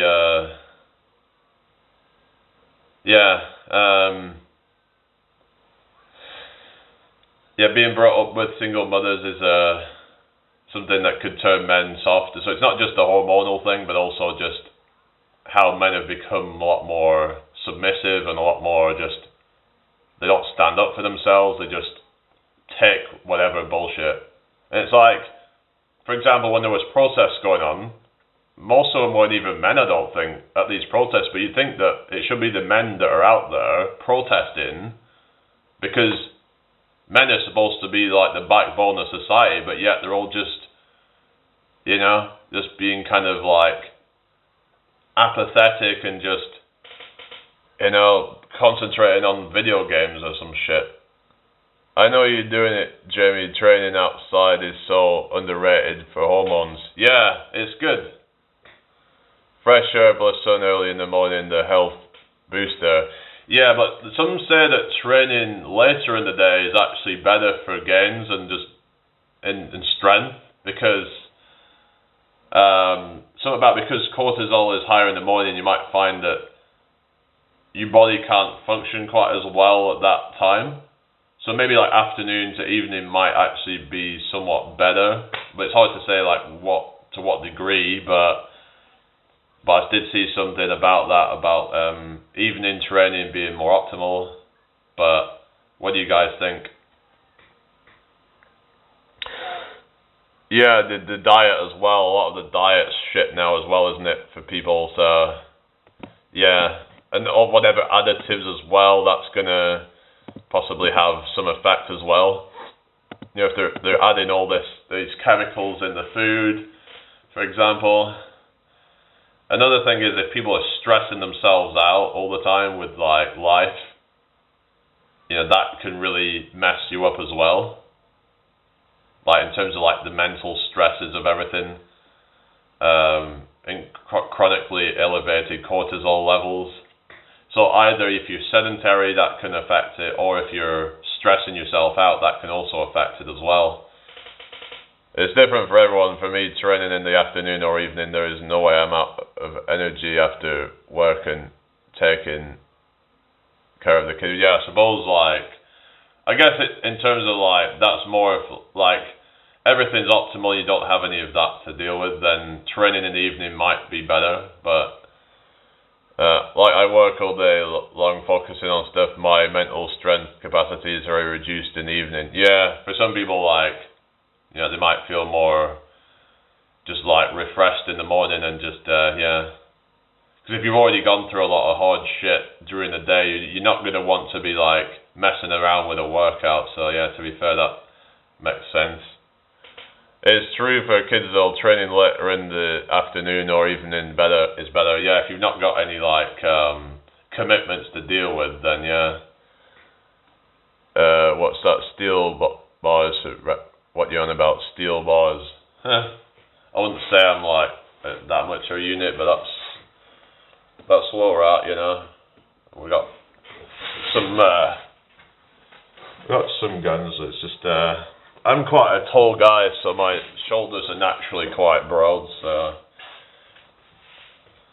yeah, I've got more energy in the evening than in the morning. Yeah, so it depends. Some people are early birds, some people are night owls. So it also depends on, yeah, like you said, each person's like physiology is different. Like some people can really like come round quite quickly in the morning. Whereas some people, it takes them like an hour or two to really just even, be able to kind of function. And that's why you get a lot of people taking coffee or whatever. But maybe in some cases that's just down. It could be down to sleep hygiene or something like that. I don't know, but how long have I been training?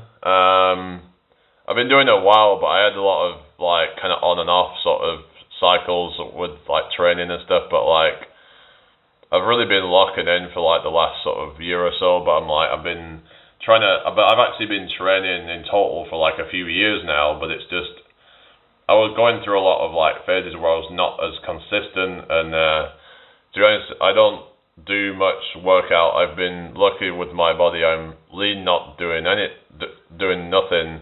But I eat well. Yeah, if you eat well, then that might be enough. But of course, it depends on each individual as to like what their body can cope with or whatever. But yeah. Anyway, I hope you're all doing well today, people. If anybody's new here, make sure you subscribe.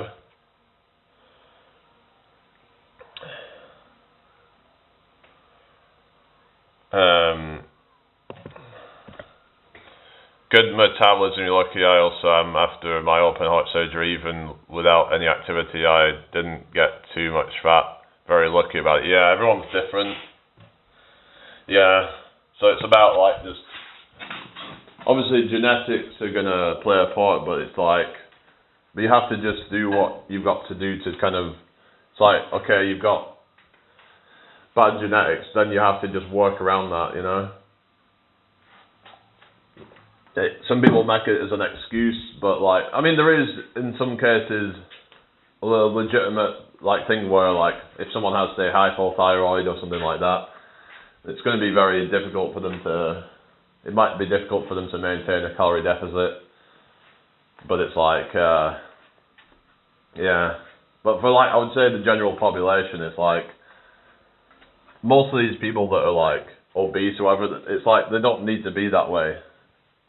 It's not like they've got some super slow metabolism, because if they can put on all this weight, then their metabolism can't really be that slow. It's just that they're not moving their body to then, sort of, instead of them, it's like, if for example you ate the same amount of food but then move around more, then it's like inevitable that you're probably going to like lose some weight but like your metabolism will actually stay the same, but you'll just be lighter and you have more energy. But say you're like obese or morbidly obese, then actually your metabolism is not slow. So that can't really be like, it's like, because if you can down like 3,000 calories a day or whatever, and you're fat, it's like that to me is like that's a sign that actually your metabolism isn't slow. And some of them might even have like above average metabolisms because of like, unless you're completely sedentary all day, then yeah, if you are overweight, then it's like your metabolism can't be that slow. I mean, come on. I don't know what you guys think, really. I wouldn't call 6 foot small, but for my height, I definitely need to weigh more. My BMI for weight says it's fine. Alright. I'm 6'4", so I'm like, what's your height then? So I mean, what's your weight? I struggled to eat 3K. I used to have a sedentary gamer guy, 12 hours in a chair. Yeah, some of them would just like be eating like 2,000 calories a day, and they're just like in their chair all day just playing games. And that would be like a slow metabolism, right, for a guy. Whereas because they probably don't even have much time to be eating, right? If you're on a video game all day, then you'll probably just have a couple of snacks and that's it, Like you might just have some crisps, maybe some like chocolate bar or something, just some really easy to like down stuff, maybe like a couple of like bottles of fucking pop or something. I remember like when I was at school, there was like this teacher there, it was like he would literally he was quite a skinny guy, quite a small guy, but he literally for his lunch, he would bring a friggin', like a pack of crisps. Sometimes it would only be like a pack of crisps, sometimes he'd have like a chocolate bar, and like maybe like if I remember, he might have had like some pop or something. But that's really not that substantial for like a lunch, is it? And I'm like saying, do you really eat that much? Like you say, oh well, maybe like when I go home I might have a pasta or something. It's like, so I think maybe with him it's like his metabolism probably wasn't very high, because I don't know if he really exercised or anything like that, or did that much. And you know, he might have even been on below like 2,000 calories per day even. What's that? Not only training but also eating habits and sleep, there is no secret. Calorie deficit and protein rich nutrition to lose fat and gain muscle. Yeah, they reckon that protein is good for weight loss because of the satiating effect of it. And it also burns a lot of calories when you're digesting it as well. Maybe I should do some workout now, but I don't know. But sometimes I'm a bit kind of like not ready to do it. I'd rather do it when I'm feeling kind of like in that mood. But I should probably like do some warm up if I'm going to do that. So yeah, because sometimes just by doing the warm up, they can then just like get you more in that kind of, because you eventually start getting that mitochondria flowing, and yeah, then that's when you can really sort of feel energized. Because I think the problem is a lot of people they stay stuck in their chair all day, and their mitochondria go to sleep. So it's the mitochondria that's it's like that's going to make you feel energized. But when you start exercising more, your body starts to produce more mitochondria, which is the energy. What is it called? The powerhouse of the cell, which gives you the energy. That gives you the ATP, the adenosine triphosphate, the energy molecule. So we get that from like whether it really like carbs or fats or whatever. It breaks it down ultimately into ATP, which is yeah. But with creatine, they say that's good because it helps to restore the ATP molecule and able to recycle it or something. I don't know how it all works, but like yeah. But I started taking it about just over a year ago. So, do you take creatine by any chance? Burpee. I just feel like with burpees though, it's not good for building muscle though. Because it's like, ideally you want to kind of be focusing on one muscle at a time. The problem with burpees is that, like, you hit your chest and then your chest is rested and then you're hitting another muscle. It's like, I don't know, I just feel like it's one of those exercises that it's like, it's kind of good as a cardio. It's, you know, it feels like it's, you know, I feel like there's a lot of trade-offs with it though, personally. But it all depends on your goals, I guess, but I'd say, for me personally, I would say rowing is one of the best exercises for whole body conditioning. I was doing that the other day. It's a really like, I don't really feel like anything really, there's very few things that really challenge my system like rowing. You get a lot in your legs, you get a lot in your, and it's all working it simultaneously. Whereas with burpees, it's not all being worked simultaneously. There's, I don't know. I got like press up bars makes it 10 times harder than normal press up. I'm like way higher off the ground. Even about parallettes, because they're good for getting deeper range of motion. So yeah, if you're wanting to like kind of add that stretch into it, then it's good for that. It's kind of like if you're doing, say, like dumbbell press, and you're getting that stretch more when you're doing it. walking is good for like burning calories in a sustained way, and it's also good for like focus and like it can also be help to inspire your thoughts and stuff like that.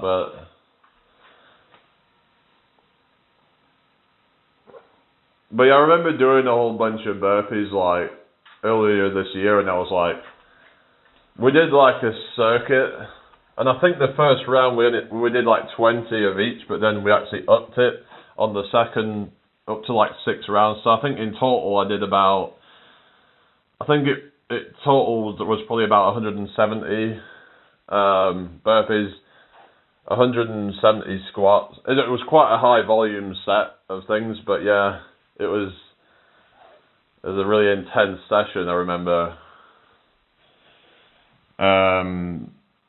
Yeah. But it's just, I don't know, everyone's got their own exercises that they like to do. I mean, I don't know, like, burpees, I guess it's just, I mean, there's a good amount of cardio. It depends on how you do them. Because I find, like, if like, explosive burpees are, like, they're, like, way more intense. I think, like, just regular burpees, like, they can, like, burn a good amount of calories, I guess, but when you add in, like, explosivity into it, but then again, like I say, it's not as sustainable. So I did 100 of the jumping burpees in, like, 15 minutes. That's about, like, yeah, I mean, I don't know, like, what the average person could do, but they are kind of, I think it's just with me, it's like, I think maybe one of the reasons I'm not that into them, it's just because of leverages. I think we just generally tend to be into things that we're good at.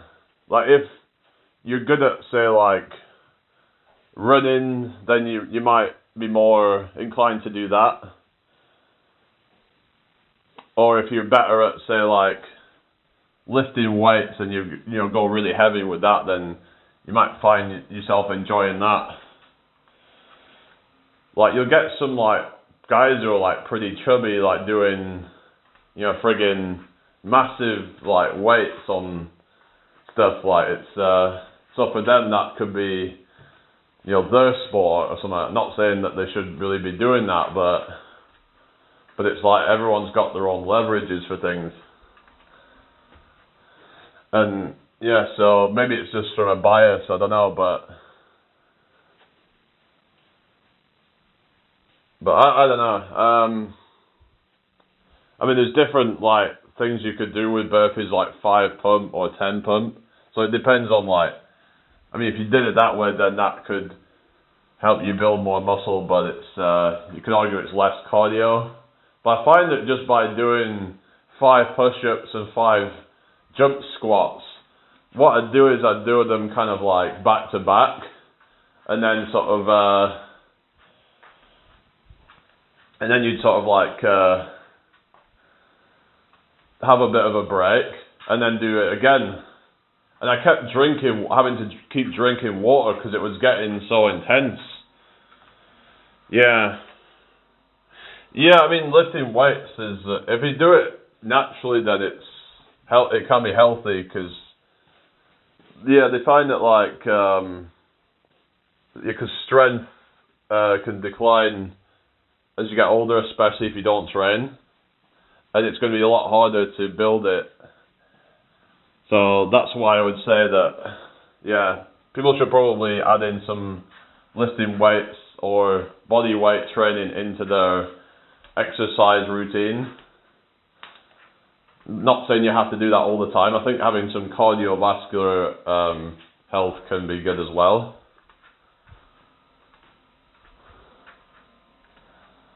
Yeah. Indeed, I hate the gym here. To me, gym is only valid for specific trainings as preparation for other sports. Bodybuilding has become a symbol of bad health to me. Yeah, Yeah, I get that, you know.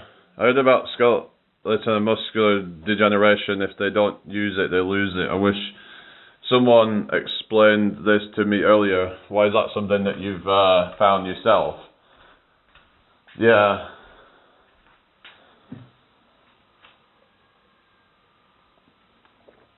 Yeah, because then if like you're not able to like exercise in your old age, then you're not going to get all these health benefits, and you might find that you start to really decline very rapidly. Because like all these things start to unravel quite quickly. So if say like your heart health starts to unravel, and then it's like if you can't exercise to try and offset that, then you might find yourself going off a cliff with your health if you can't walk even. It's like, yeah, some people might be able to with assistance if they've got like a Zimmer frame or something like that, but they're not going to be able to do it to the same level as someone who is like trained their whole life, So arguably they're not going to get the same health benefits. Their bodies just kind of like just become withered away and just 31 years. Oh yeah, what's it? Max is 31 as well. Yeah. Well, 31's not too old. Like, there's even guys who are like 40s that are like building muscle, so it's not too late. I'm 70 years old, and I've never been fitter in my life. I started taking TRT, and now I'm shredded. I have abs. That's a symbol of health. I'm going against this obesity crisis in America. Over a third of the American population is obese, and 2/3 of the population is overweight or obese.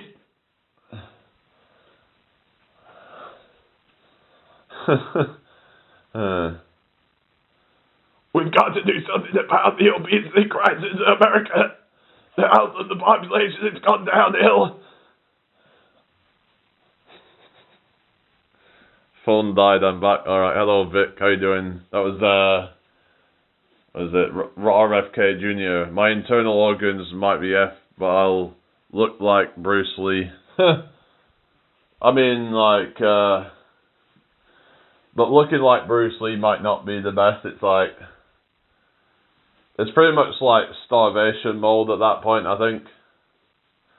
I don't know, to me that's a bit extreme, and I mean, just because he's like ripped and all that, but he didn't really have that much muscle really. It was just because he was so lean, it was showing. But even like the average guy might actually have more muscle than him, believe it or not. But because they have body fat, it doesn't reveal it. I don't do faster. I used to, but it's just a bit. I don't think it's a good idea for me because I would just end up getting too skinny. Because if I did that too much, then it would just. Because it takes a while to like then put the weight back on, depending on how much weight you've lost. Because for me to go on like a fast, then I could be losing, at least like just by let's say if I did like. Even just for like a couple of days, then I might even lose like a couple of pounds just in that time. And if I did that regularly, then it's like my body's not going to be able to replenish all that. Well, you just did a 24-hour fast. Oh, cool. But it's just, I'd just be a bit careful because they reckon that it can actually, I don't know how true it is, but like the reduce muscle mass in that. Because you're not getting that protein in, unless you're doing a protein fast where you just eat protein. Because what I'm saying is like, yeah, maybe it's a good idea to keep up your protein stores. That way you don't end up losing muscle mass during a fast. Because then your body then has to replenish that afterwards. So I don't know like if it really matters that much, but Because I think your body can like replenish it quite fast, more so than it built it. But that's starving, not fasting. I mean, but it depends how often you're doing it though, because I heard somewhere that even 24 hours without eating, that can deplete all of your like amino acid stores. So then your body has nothing to build muscle with, and even maintain muscle at that point. So it depends how often you're doing it, but they reckon like you should be eating at least 3-4 times a day in order to like build and maintain muscle mass. Like kind of like keep signaling the body with like growth basically. So 3 days, okay. I don't know like how long exactly it might be different for different people. I don't know, but I just said be careful with that stuff. Cause like you have to make sure that you're in a positive amino acid balance. So if you've been for so long without having any, then it's like. Then your body's then going to start to eat its own muscle away. I don't know if it starts off with that or maybe it starts to eat other. I've heard about like autophagy and all that, and people saying that starts about 18 to 24 hours or whatever. Some say it even starts earlier than that, but then again, some people are saying that it doesn't really work because we're not mice and we have a completely different metabolism to a mouse. Because they were saying how like when mice were put on a fast or something that they lived longer, but we're not mice. This is the thing, it's like, we have a completely different metabolism. Because if a mouse goes for like 3 days on a fast, it's almost to the point of starvation. Whereas for a human, it's completely different.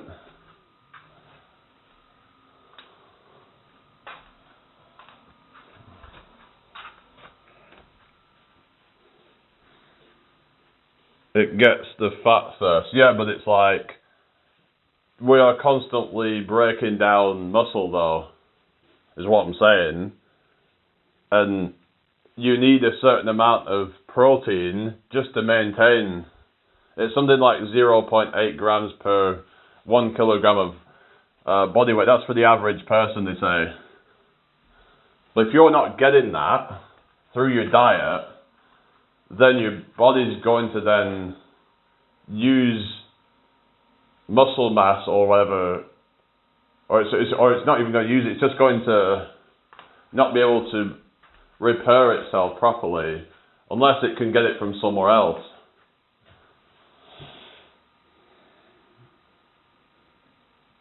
There's different kinds of fasting, but I'm just saying that like at what point does your body start to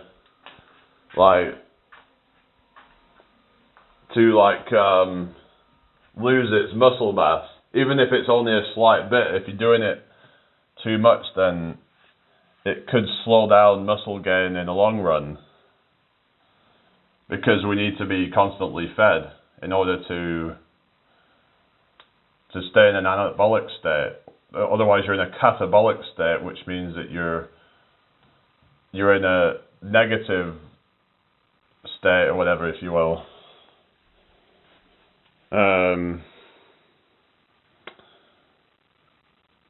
If you're fat, then like fair enough, but the problem is that ideally you want to be eating a lot of protein during fat loss, because that's going to help to maintain muscle mass during the fat loss. It's going to help to keep the metabolism up. The problem is that if you're fasting your way down to it, then it's like, how is that gonna, I don't know, so you're gonna possibly lose more muscle mass doing that, which can then slow your metabolism down, which is not what you want really for weight loss. So I'd say if you are fasting, you should at least maybe down a protein powder or something during that fasting window, just to be on the safe side, just to make sure that you're not missing out on that. So like then you can, so let's say you had, I don't know, 100 grams protein powder every day or whatever, just to then be on the safe side so that you don't lose any of that muscle that you have under that fat. Because a lot of these fat people, they have a fair bit of muscle under it, because in order for them to get to that point, it's like, because it's a lot harder to move their body around, so then they build more muscle to compensate for that.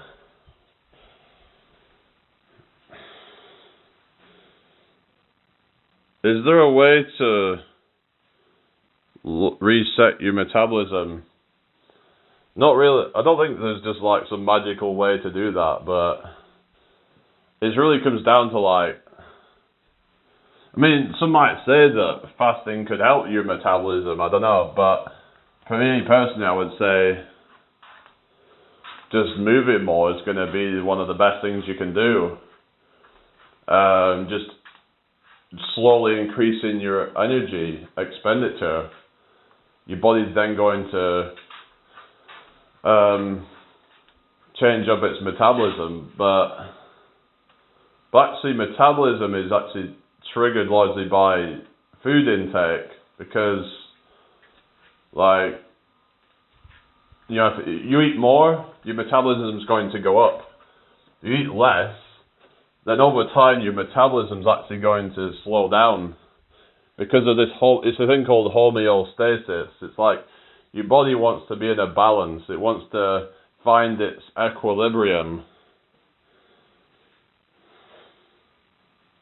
So I'd say that, because the problem with fasting is that you probably won't want to be doing too much exercise during that state, because it's going to, like I said, be catabolic, and that could then counteract some of the effects of it. So a lot of people, they go into a fast and then they just lay around most of the time. It's like, imagine you're still exercising during a fast, but then you're not getting the protein that you need. Like I said, I think you should probably try to be more in just a calorie deficit over an extended period of time that is sustainable, rather than just going into kind of starvation mode. Because after so many hours of not feeding, especially if you're going from being overweight, that's going to put your body into shock. It's like, some people can deal with that, but if it's not sustainable, I don't recommend doing it, personally. In fact, they've actually stopped recommending fasting as a health sort of measure. Even people like Dr. Peter Attia, people like Rhonda Patrick, they've all changed their mind on it. They used to be big fasting advocates, but they've actually, because of like the evidence, well, I know like Rhonda Patrick was anyway. She used to be like a big advocate for it all, like the autophagy and all that kind of stuff. So I think she even talked about it on Joe Rogan and all that. But she's like changed her tune on it and saying that they don't recommend even like intermittent fasting for like health and longevity, because it's because of this protein anabolic thing, where it's like, in order to keep gaining muscle and maintaining muscle, then it requires you to be able to like, just, I don't know, but whatever. I mean, for like cholesterol levels, I mean, like I said, I think slow and steady is it's like they say, what, slow and steady wins the race. Like, doing something too drastic to your body may not be the best. It all comes down to the individual, but I just say be careful with these things. There's a lot of fads out there, and it just makes the most sense to me to gradually taper down your calories and not be doing anything too shocking to the system, where that could actually have unintended consequences. Because there was this thing with like Ozempic, for example, and a lot of them ended up losing muscle mass doing that because they got too extreme with it and they weren't eating enough. But also, protein is something that we need for like hormones and things like that. Like there's things like there's also things like amino acids like tryptophan, which is really important for the body. I think it's something that the brain needs. Yeah, it's like if we're not getting enough of that regularly, then that, like I said, you're not overweight, right? But I'm just I'm just saying, like, if you want to fast, then it depends on the length of the fast and all that, and how often you're doing it. So then you also want to be making sure that you're still getting enough nutrients in your body, like, especially some of them are like these water-soluble vitamins and stuff like that,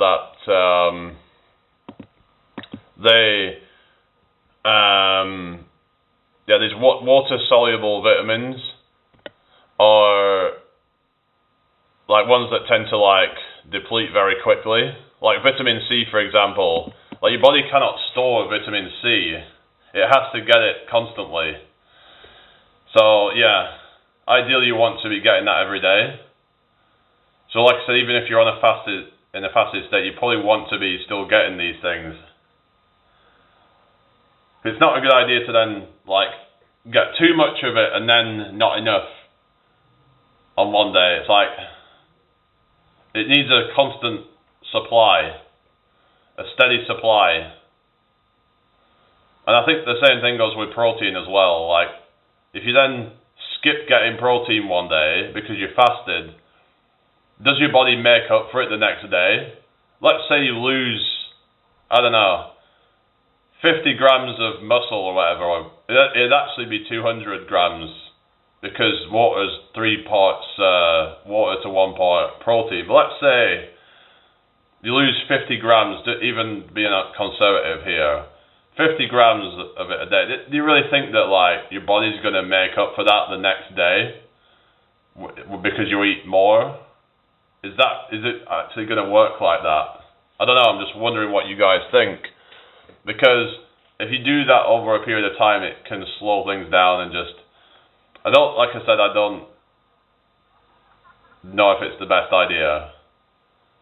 I'm not trying to like say that it's bad for everybody, but I'm just... I don't know, is Jolene still there? I haven't seen Jolene for a while. Oh, Jolene's gone now. But yeah. I don't want to get into arguments and stuff, it's just... I want to make sure that people are like keeping like optimal levels of like hormones and things like that during weight loss and stuff like that. Because we have to be careful because you don't necessarily want to be putting yourself into a starvation mode. But you know, maybe 24 hours for some people you could argue isn't too bad. But like if you're doing like 1 meal a day, then but maybe it's a good idea to have a protein shake or something in between that, just to be on the safe side. If you're trying to like maintain muscle, that is. For some people, maybe they only need like 1 meal a day of protein. It all depends on like how much your body can like absorb of that protein in that 1 meal and how much have you lost of, I don't know. But they say like the more times that you can like stimulate protein synthesis throughout the day, the better. They were saying like, this is from experts saying that less times is not as good. Like, there seems to be like a diminishing return, I think, in terms of how many times per day you're stimulating protein synthesis. Like going from like 1 to 2 times, there could be quite significant with that, but then going from 2 to 3, not so much.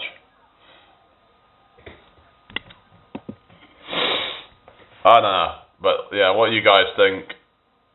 So yeah, so you're not overweight, so that's good. So so how much do you weigh at your height? You were saying that you was tall or something?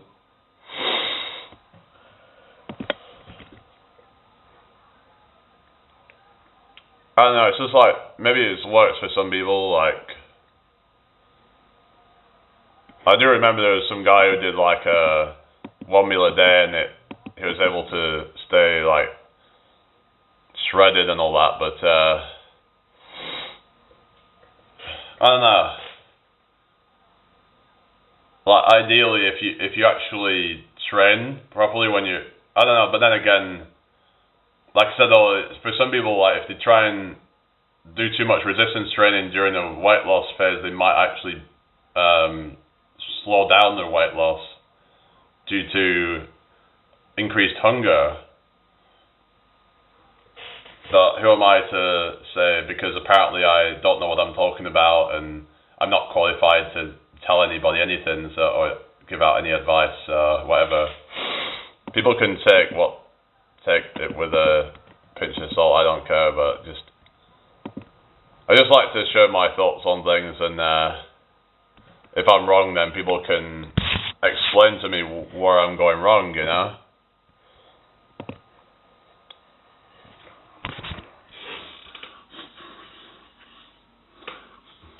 Anyway, we've got 2 people still here. How are you all doing today? I hope you're all well.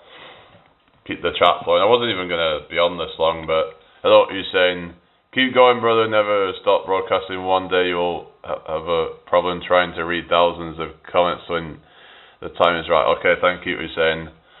Yeah, if anybody's new here, please make sure you subscribe. But yeah, we've been getting quite a lot of views on it this morning, so yeah. Well, technically I've gone through a bit of a fast. I've been probably fasting for about, nearly 12 hours now, but that's not really that long, to be fair.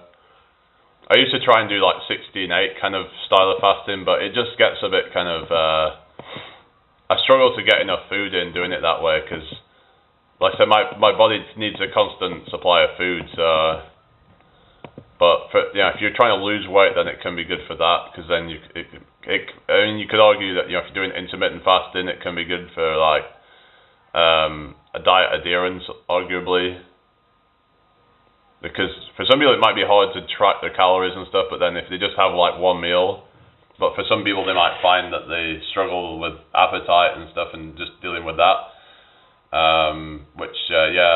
just having one meal a day some people find it better to be able to snack throughout the day and just have like, maybe what they could do is say like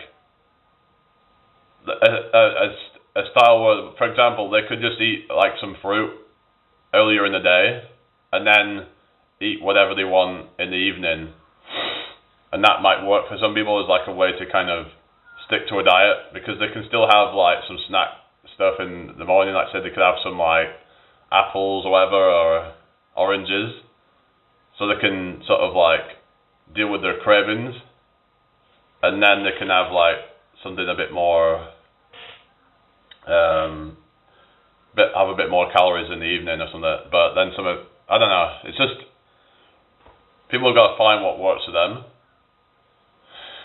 Or they could do it the other way around, where they have most of their calories in the morning, and then they would then later on have more fruit and veg and stuff like that, because it's hard to overeat on that stuff. So if they just focus on like, they have a nice meal, whatever, earlier in the day, and then they have some snack stuff later. But everyone's got their own way that works for them, depending on their lifestyle and all that. So for some people it can be difficult. So I get that, it's just, everyone's got to find a strategy though. But then you got these people going on friggin' Ozempic, and it's like, do all these people really need to do that?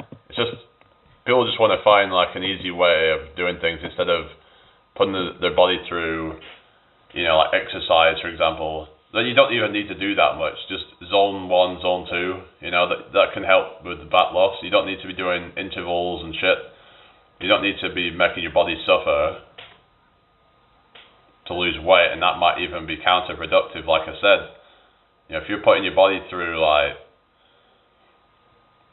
you know, agony, then it's like maybe that's not the best for weight loss. You know, maybe it works for some people, but some people are gonna have to deal with cravings after that. And if they got themselves to that point because they were craving so much, then how are they gonna lose the weight with all those cravings there?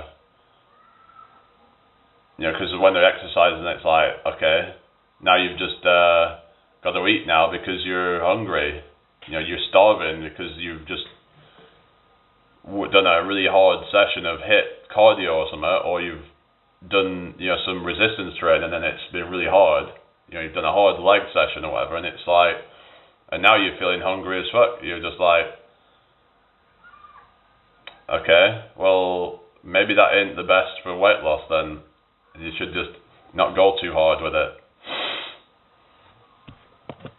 Maybe it's not a good idea to do resistance training until you've lost the weight, perhaps.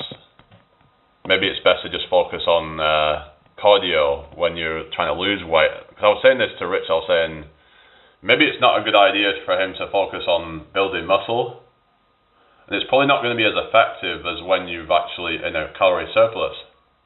If you're in a calorie deficit, yeah, you can build some muscle, but like, it's going to be hard to stay in a calorie deficit. It's going to take so much longer, I think, to lose the weight. If you're just trying to get healthy, then it might not be a good idea to be doing, you know, like a whole bunch of like crazy workouts. So that's just going to deplete your body. It's going to deplete your glycogen. It's going to break down your protein. Then your body's going to be like, right, we need to eat more food because we need to replenish all that. And it's a compensatory effect. So, yeah. So how are we all doing today, everybody? I hope you're all well. We're on friggin' over 700 views on this live, apparently, but most I've had for a while, actually. But yeah, I've got 2 people still here. I'm probably not going to be on much longer. It seems like, yeah, we're kind of just been slowing down, but yeah. But it's just like to come on and just like debate some of these things, but it's just, as long as people are like open-minded to like hearing different perspectives on things, and I'm open to hearing other people's perspectives. There's a lot of misinformation out there, and people need to be careful what they believe in on the internet. Otherwise, you know, they're just going to fall for all kinds of BS scams. Remember that there was a whole 6-pack shortcuts and all that, and a lot of people probably fell for that and bought the stuff, and then it never really worked for them. Because it's like, what the guy just didn't tell you was on steroids. So it's like, you got all these charlatans out there trying to promote courses and whatever. And I'm just kind of like, as you can see, like, this is my body, you know, this is just, you know, yeah, we're getting some like abdominals and stuff, and there's some like, you know, definition, but it's like, you know, it's nothing crazy, you know, it's just, I'm not trying to like put out an unrealistic version of myself that saying, oh, if you do this magical thing, it's gonna make you burn fat like, you know, crazy or something. It's like, yeah, I'm not a charlatan. I'm not here to lie and manipulate people and into buying shit. So I think that's just lame. It's going back to the whole thing, why do you need to do that anyway? Why are you so desperate to make money that you're willing to like lie and just cheat your way into making money? Why can't you just be happy with what you've got, you know? Or if you want to make money, then do it in a wholesome way. But no one really seems to stop and think, what am I doing all this stuff for? Why am I... hello, Gravity Core Fitness. How are you doing, Mark? So yeah. So I'll just show him my stomach off. This is where we're at currently. So yeah, we're getting there. It's just slow progress, you know. But like I said, I'm not here to like pretend to be like, you know, some guru or whatever that knows everything. I'm showing what's realistic and yeah, just kind of showing what my whole thing is. So I was just kind of having a bit of a debate on protein, and because I was saying now for like fat loss that it might not be the best idea to be going on extended fasts, isn't it? But then I don't know, because if you're trying to look at like maintaining muscle mass, then they say like the more times you can stimulate protein synthesis, the better. So I was saying that if you're on a fast, then maybe it's a good idea to have at least have some protein during that fast, just to be on the safe side, really, to make sure you're not losing lean muscle mass. Now I don't know to what degree it would happen, but you've got to be careful when on a fat loss phase to not lose muscle, because I know like a lot of these bodybuilders, they lose muscle mass on a cut, but if you're going from like obese down to like to be like kind of lean or whatever, then it's probably not a good idea to be doing a load of like, I mean, even like one meal a day, it's like, I don't think that's really necessarily enough to stimulate enough synthesis. So it's like, because a lot of people might be surprised at how much muscle mass they actually have on them, and that it's a good idea to try and maintain that, because some of them literally look like they've been working out once they've like lost the weight, because if they do like some resistance training and they say go on like a fat loss for 6 or 12 months or whatever, and they go from like being like 40% body fat down to like 10-15% body fat, and they're looking yoked, they're looking because they already had a lot of it to begin with. I think they already had the development just from being in a calorie surplus, and they were carrying around all this extra weight. The body adapts to the human anatomy is incredible. Oh yeah. But I was just saying that, like, if you're not getting the protein in every single day, then it's like, I would not say more than one day is probably a good idea. Personally, it's just, what's that, hunter-gatherers? Yeah, I mean, I've heard about all that, but, I mean, can that not, like, slow your metabolism down if you're not careful, though, because of the whole kind of famine and feast that then signals the body that, oh, well, there's some scarcity, then it can, like, because I have heard about this whole kind of, like, burn mode thing where people can, it depends on each individual maybe as well, depending on their genetics, but some people find that they end up putting weight on more easily by going into a prolonged fast, but maybe it depends on the duration of the fast. I mean, I've seen some like pretty crazy results on like water fasting and stuff, and just doing that for like a week, and people losing like a few pounds of fat just doing that, but how much muscle have you lost as well doing that? So I'm like, what point is it where it becomes like too catabolic and not worth doing?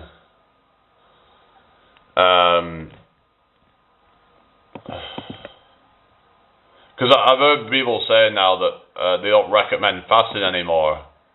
Like some of these like experts are now saying that fasting is not a good tool for like. I know you saying that you do like you do like one meal a day or something.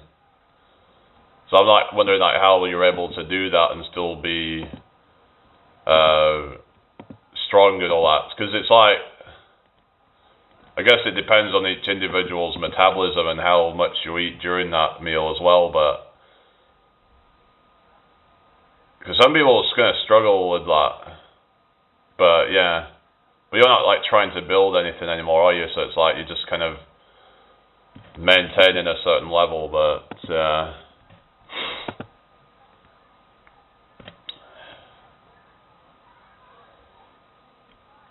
anyway. Hope everyone's well today.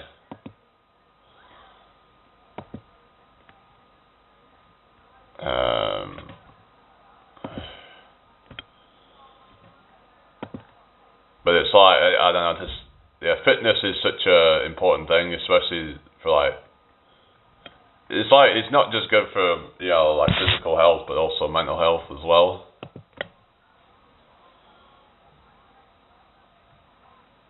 So, yeah. What are your thoughts on cold showers? I was talking about this the other day, like, because I was actually, Runnerboy was saying that he felt amazing doing the cold showers, because there's been this, like, scaremongering about it, reducing muscle mass, but then some are saying that it's a negligible effect. So, but they were saying that maybe it's better to do it in the morning to then prevent any of that, if that's something that people are worried about. But I think that, it's maybe something I should do more. It's quite uncomfortable. But I also saw somewhere that you could just do like 30 seconds, put your head under a shower or something, and then that would give you some of the benefits of that. And, kind of kick-start your metabolism, and that with that mitochondria and all that. So maybe they could even get some of the benefits of even like drinking caffeine or something like that. Maybe they might find that they don't even need it as much, because for a lot of people, they drink the caffeine and they're like, because they need that for the pre-workout or whatever, and like, but everyone's got their own things that they use to help them. I've even heard about people using baking soda as a pre-workout. But I saw somewhere about that can help with the lactic acid. But I've also seen that it's not good for like doing it regularly. Because hello, runner boy, how are you doing? That with baking soda, you literally put in a bunch of salt in your body. You gotta be careful how much of that you're doing, because that can cause negative health consequences. So I'd just recommend kind of like, this live now up to 732 views, and it's still going up. I don't think I'm going to try and get it to 1,000, because I could be on here for a while to do that, but that's some pretty good numbers. But it's just, for some reason, not a lot of people have stuck by, but yeah. But yeah, what are your thoughts on fasting then? Do you think that's is there salt in baking soda? Well, it's bicarbonate of soda, isn't it? So it's bicarbonate of soda. So it's basically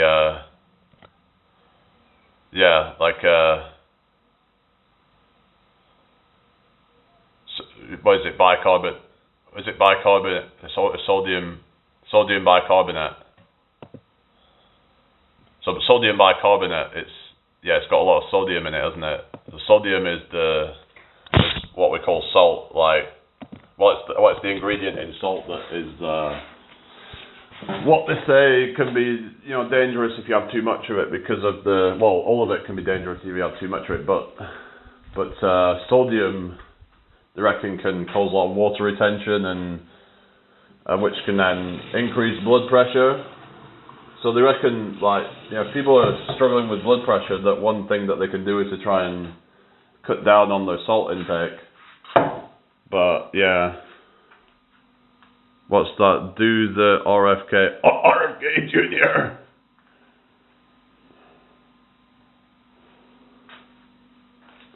This population is malnourished.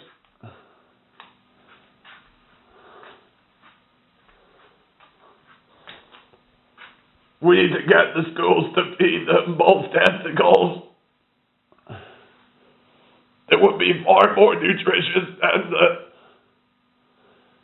the Lunchables that they give to the school children. All those deli meats and all the refined grains, the refined sugars.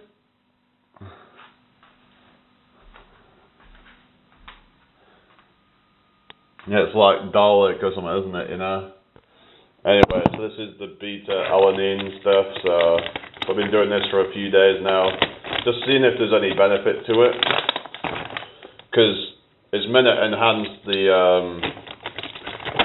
stamina,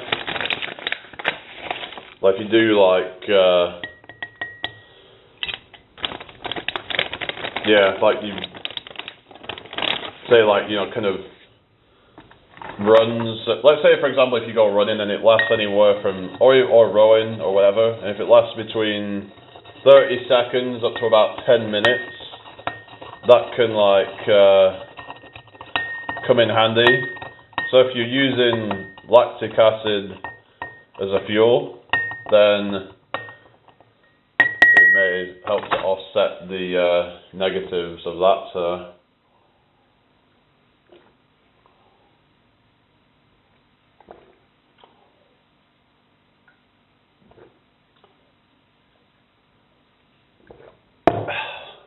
Alright. Cheshire, no. I used to live in Lancashire, but yeah.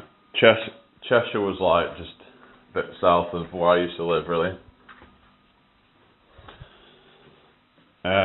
What's everybody up to today anyway? Avoid cancer, what was that? Oh, baking soda. Oh, really? Why is that then? What's baking soda got to do with cancer? But I've heard people using it as like a pre-workout, and apparently it's similar effect to beta-alanine. And they reckon that if you combine the two, it might even, you know, even amplify the effect even more, because you've got like the benefits of the beta-alanine buffering the acidity, and then the baking soda might even, you know, do that even more. So, but then again, it's like I would just be careful with doing that sort of stuff, because if you're putting that much salt into your system, then is that really a good idea?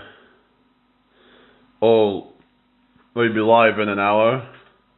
So keep your body in a low pH state, not an acidic state. Well, low pH state is acidic, actually. Yeah, remember, like in school, you've got pH 0 up to 14, and 7 is neutral. Yeah, so anything above 7 is alkaline.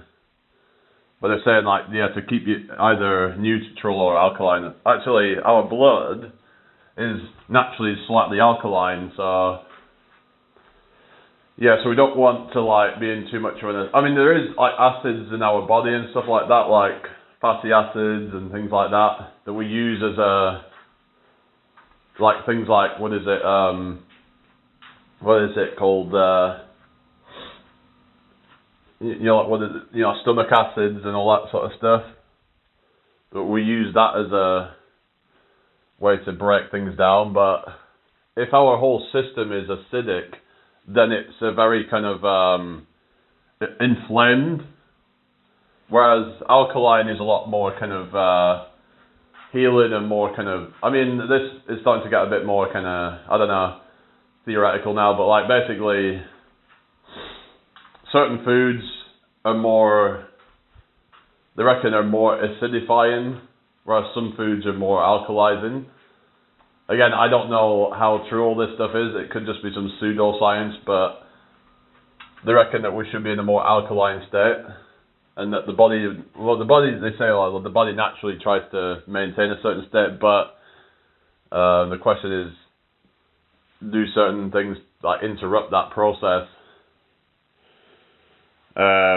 Might try the baking soda thing on today's live. That'd be interesting. Have you got some to do? Let me see if I've got some. I don't know if I've got any in the cupboard or something. I've got yeah. I don't know if I've got. Oh, there we go. Baking. That's baking powder, not baking soda. So, which it's only got like. Yeah, I don't know. I don't think it's even got that much in it. Like, I don't know. It's just baking powder, so I don't necessarily want to be down in a bunch of that, do I? Yeah, that's the only one that I've got, but I don't know how much I would need to use, but maybe I could try. If, say, I want to do like a record friggin' rowing or something, I could just down a bunch of it and just like, really fucking like, yeah, go hell for leather and just, yeah, because it might just give me that quick boost that I would need to like, break my record or something. Because if I can sustain that and not get that, I mean, the thing is, you're still going to get that burn. It just means that you can sustain a faster pace.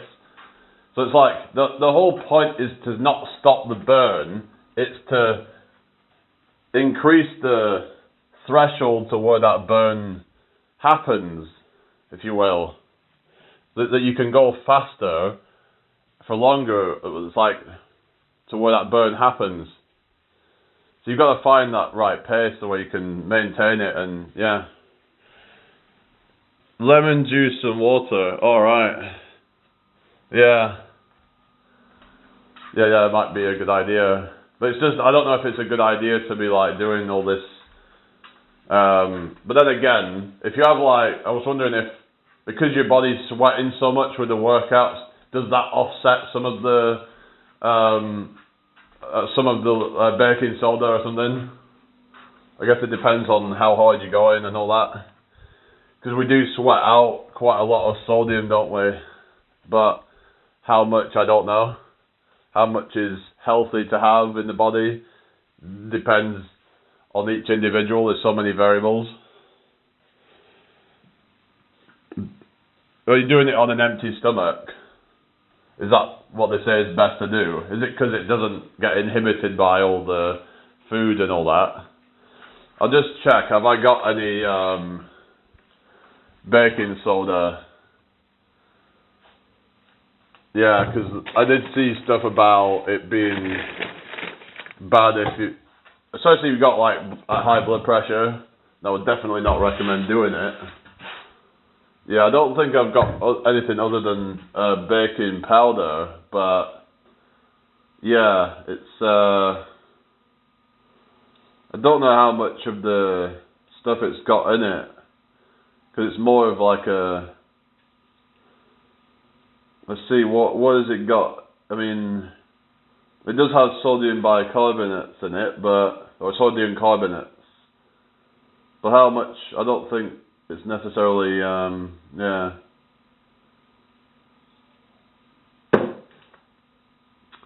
Anyway, I don't take anything. Alright. I have very good blood pressure, that's good then. But it's like, I'd rather keep my blood pressure good though, that's the thing.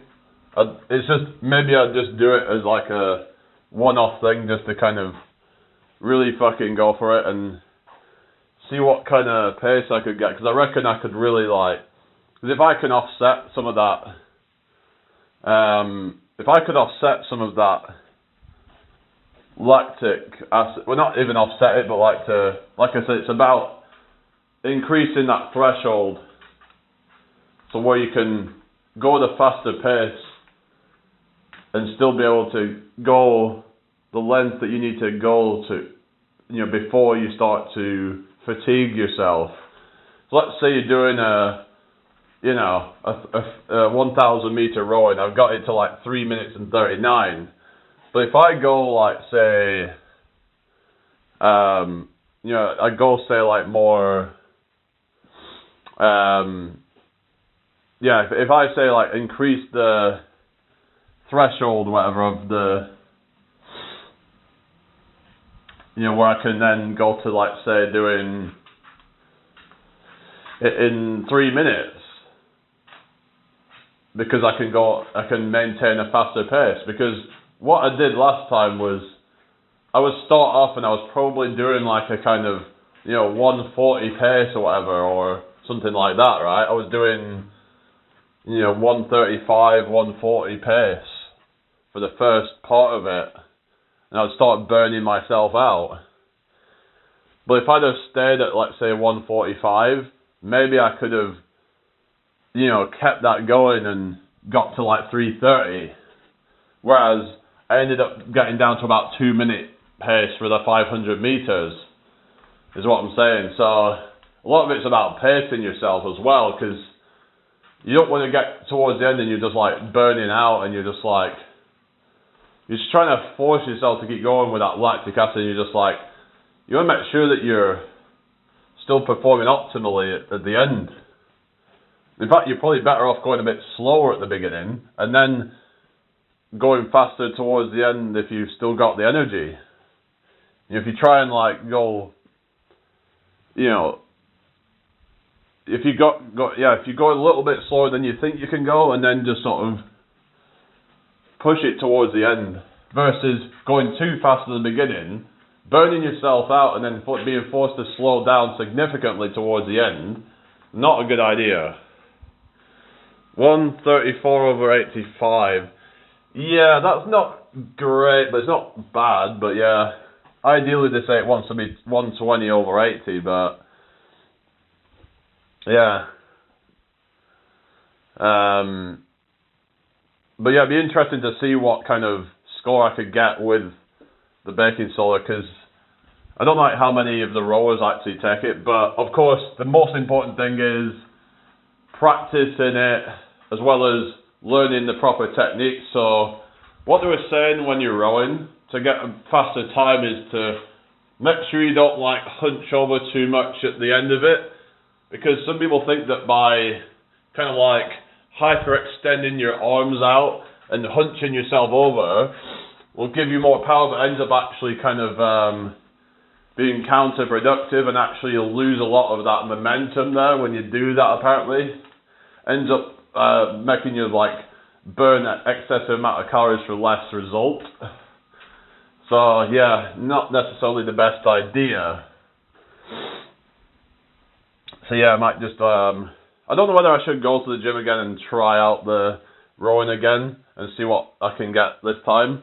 Maybe I should try and make sure I'm mindful about the technique, and because they're saying now a lot of people will be like trying to row with the upper body, but really you want to be focusing. And I think I did that to some degree last time, because I noticed I got some bit of burn in the legs, even in the hamstrings. They had a feeling in that as well. So they reckon it's like a lot of it's lower body, and if you really drive with your lower body, because there's a lot more like muscle in your lower body, isn't there? It's like, you know, the muscles are thicker in your lower body, so by utilizing more of that, it's going to allow you to have a lot more power in your what's it called, it's going to give you a lot more drive. So they were saying even like pressing into it with your foot to then drive it more forcefully, instead of thinking it's some kind of like upper body exercise, which to some degree it is. You know, you're gonna have that pull motion at the end, but they were saying now until the end of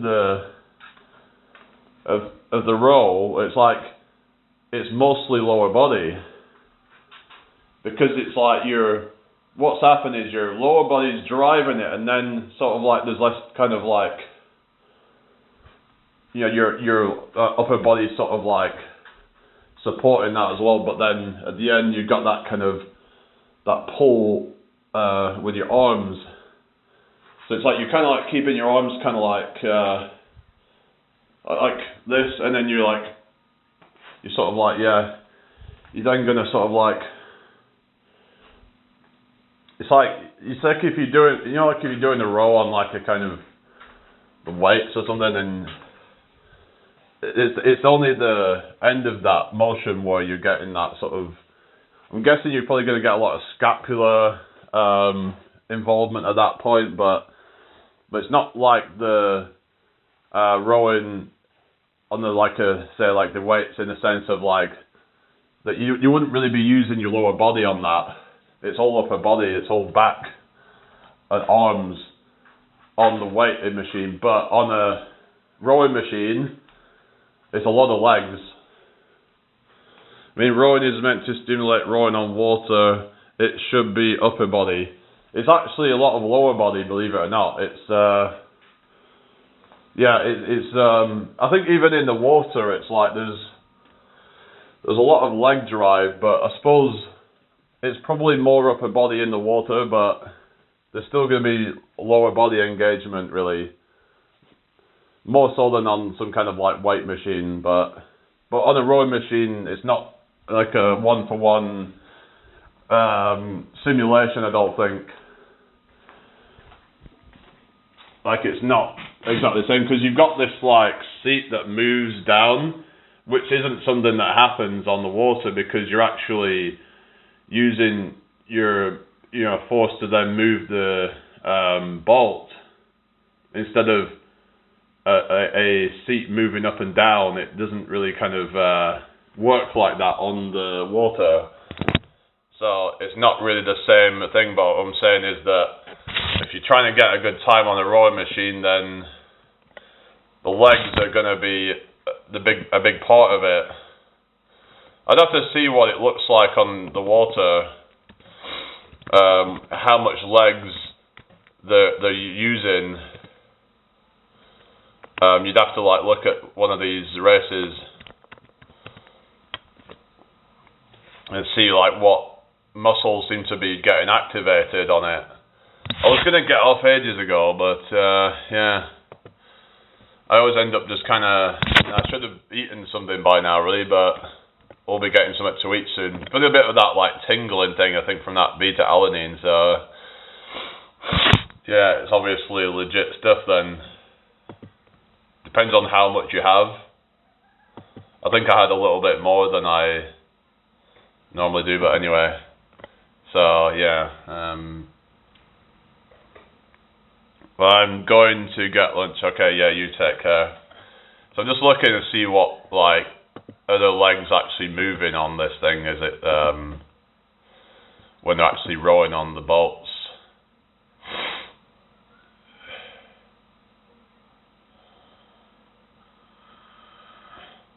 Yeah, the legs really like, or if you look at like, yeah, it's kind of similar to the rowing machine actually.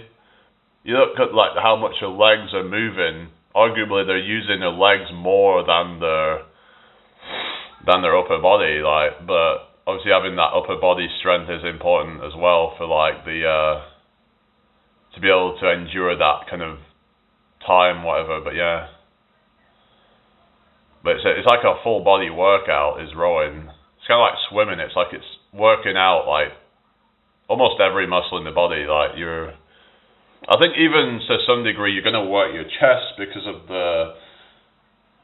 when you're doing the stroke with it, it's like you're going to probably get some stretch on your pecs a little bit. But yeah, it's really intense stuff. It's like, I'm not sure if it's quite as intense as running, but it's, but yeah. How many views have we got on this live? Wow, it's been going like crazy today, like the views and stuff. Let's see if we can get to 800. We're on 787 now, so it's still a couple more minutes.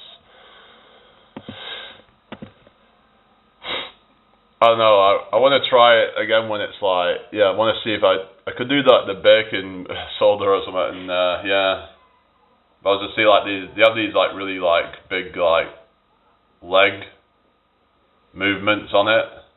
So yeah, so there's this like assumption that rowing is mostly upper body, but when I see it, it's like it's actually not really, is it? It's very much lower body is rowing. It's also it's a lot of back as well, but yeah, there's a lot of lower body engagement with it, with the leg drive, even on the water. It requires a lot of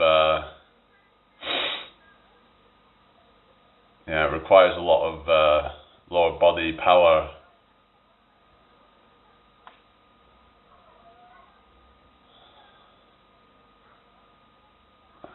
But it's like one of those that can be good for like looking athletic. If you look at like the rower's physique, it's quite an athletic one. It's kind of similar to like the swimmer's physique, I think.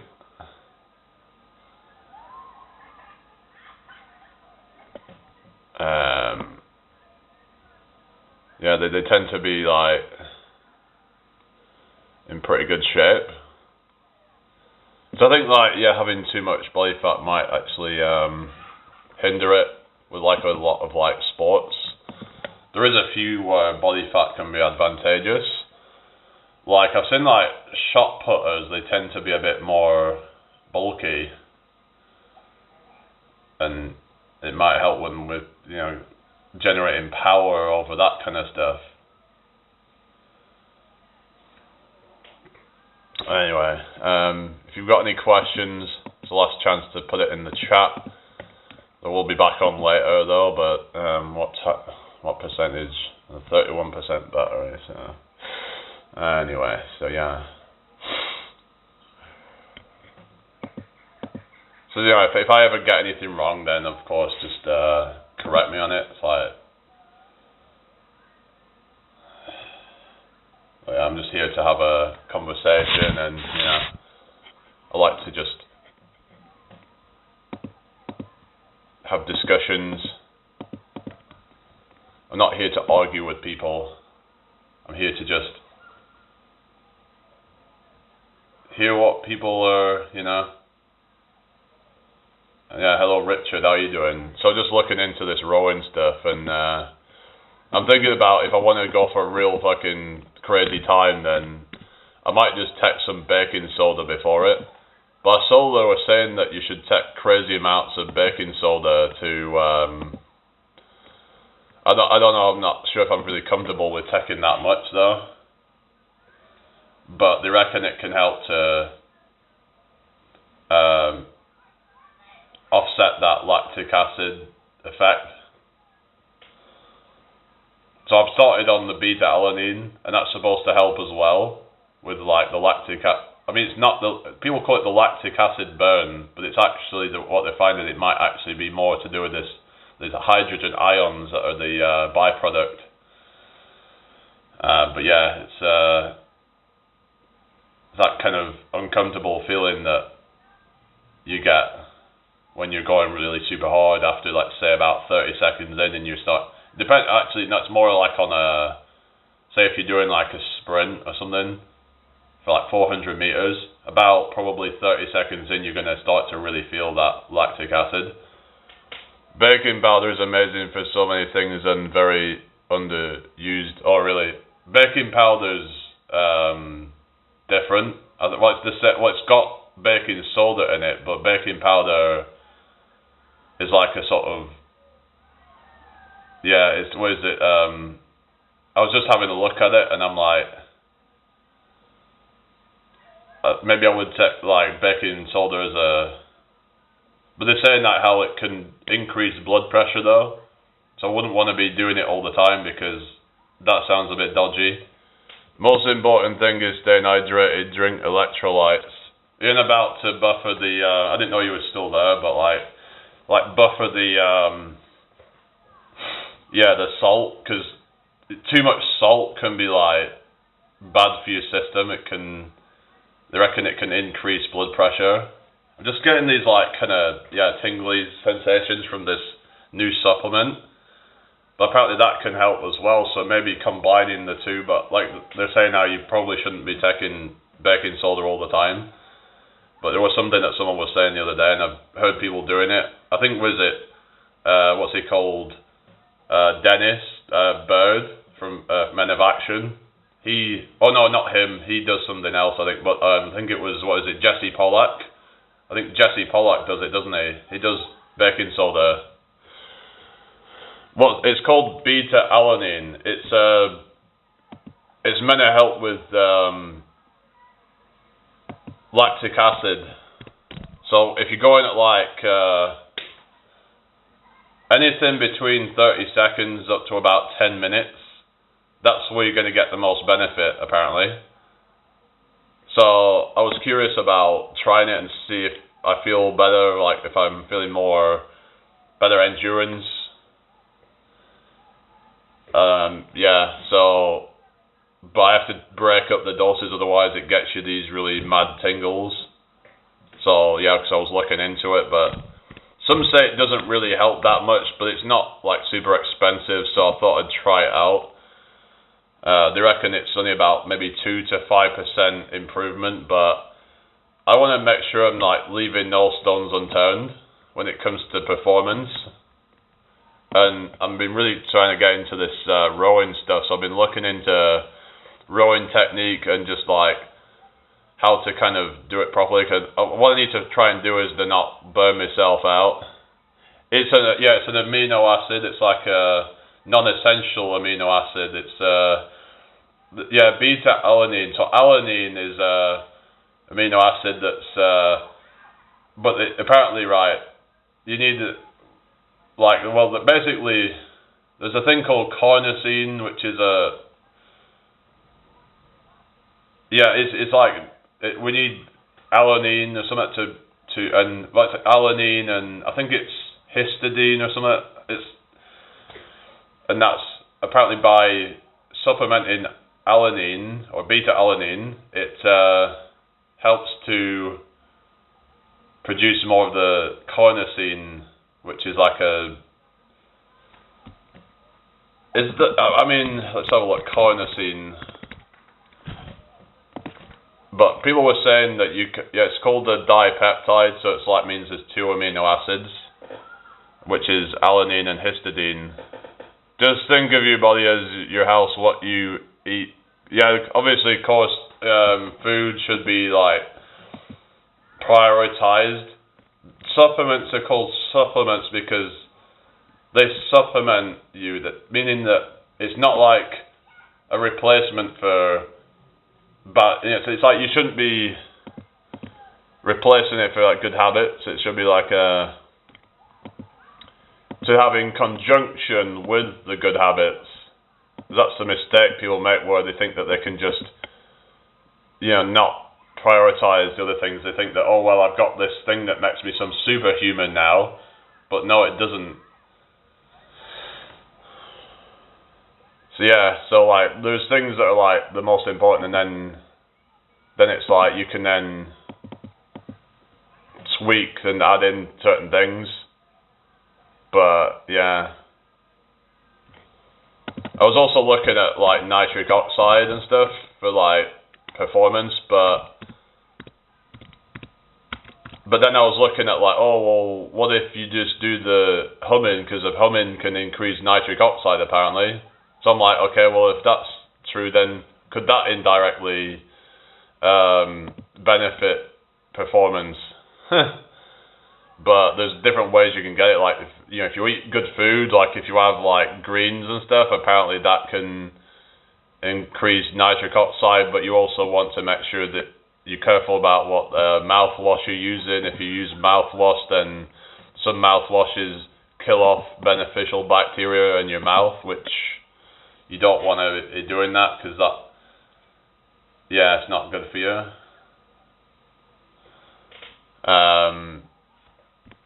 But I was talking a bit about like the nitric oxide with like muscle recovery and things like that, as well as improved performance.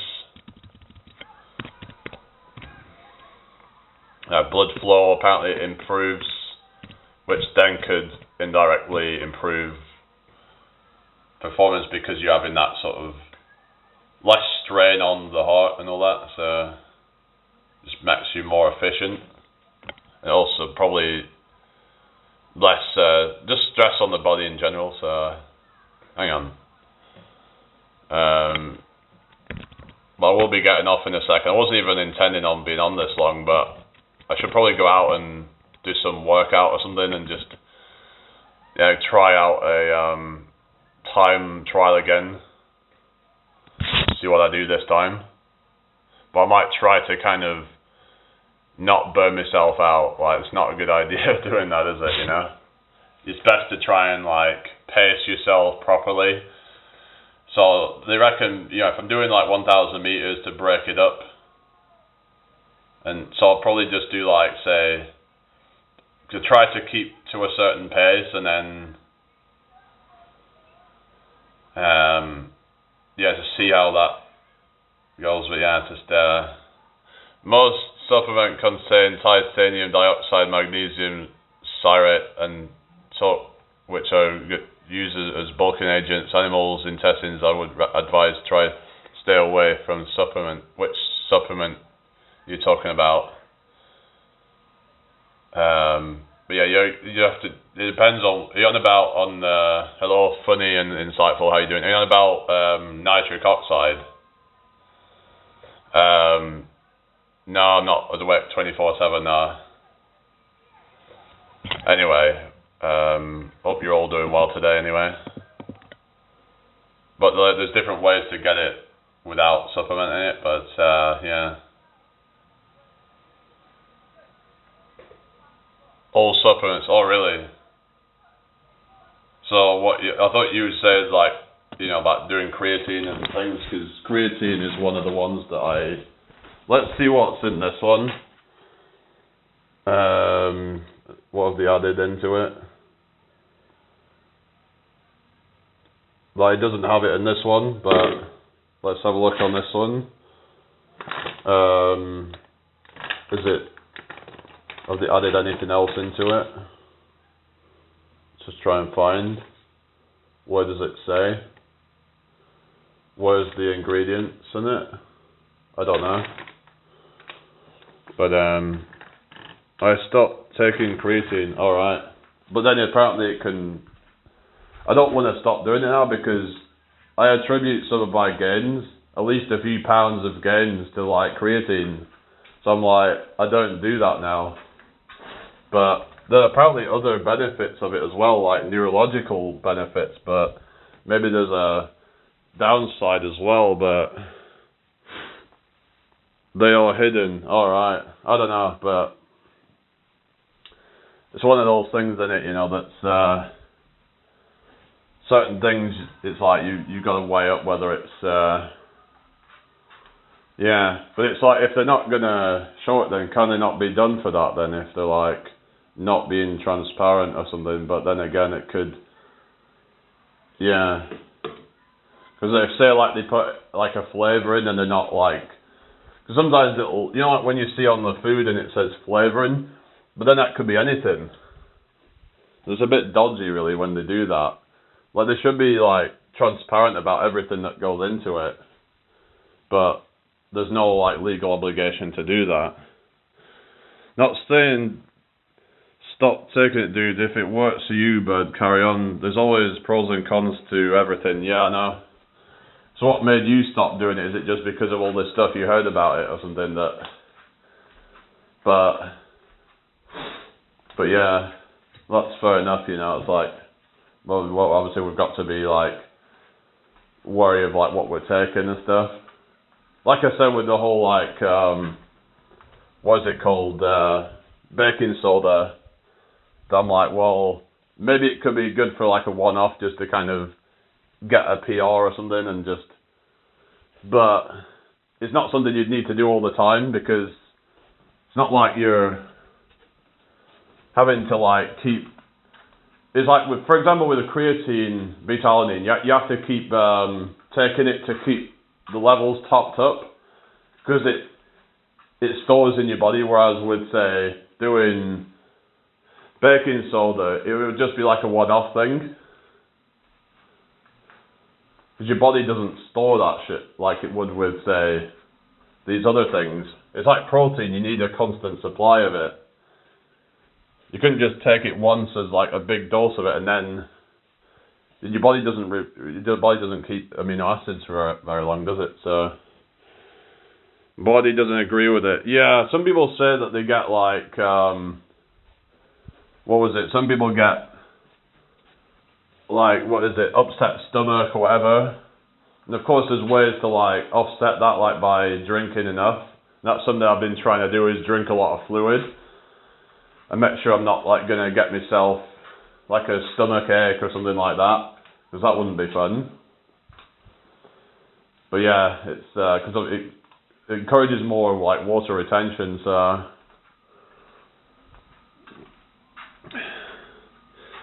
yeah, that's what some people are saying that they get. Steer away, yeah. So yeah, that's it. If you know like that's the culprit, then you just gotta stop it. But yeah, but if you still feel like you're doing well without it, then you don't really need it. It's not like gonna make a massive difference, but like it depends on your diet as well, because some people, like, they're already getting a lot from their diet. That's the thing. It's like these supplements are just there to kind of supplement things. Like if you have certain deficiencies or whatever, then you can just use it to correct that. Whereas if you're getting it from the diet, then it's going to have little to no effect. Alright, take care. Yeah, it's a good topic, because then there's also this thing, some people say it can accelerate hair loss as well, but some people are trying to kind of downplay that and say that it doesn't really affect it. But I've heard in those that are predisposed to hair loss that they might go bald like twice as quick or something, because it's said to increase DHT levels. So if you have a genetic predisposition to going bald, then you might have to look into other things like finasteride or something like that, which then you're having to take more drugs, and then maybe you'd have to look into doing it topically, so that way you don't mess up your hormone levels. So there's all sorts of things to consider when you're doing these things, really, but it's best that people have transparency on it and don't just go into it blindly. That's the problem. There's so many, kind of grifters out there trying to sell stuff, and they don't really give you the full breakdown of the potential side effects. They downplay certain things, and then, they're either doing it on purpose or they just don't want to accept that there might be some bad to it as well. So, anyway, I'll let you guys get going. I will be back later, so peace out. Bye.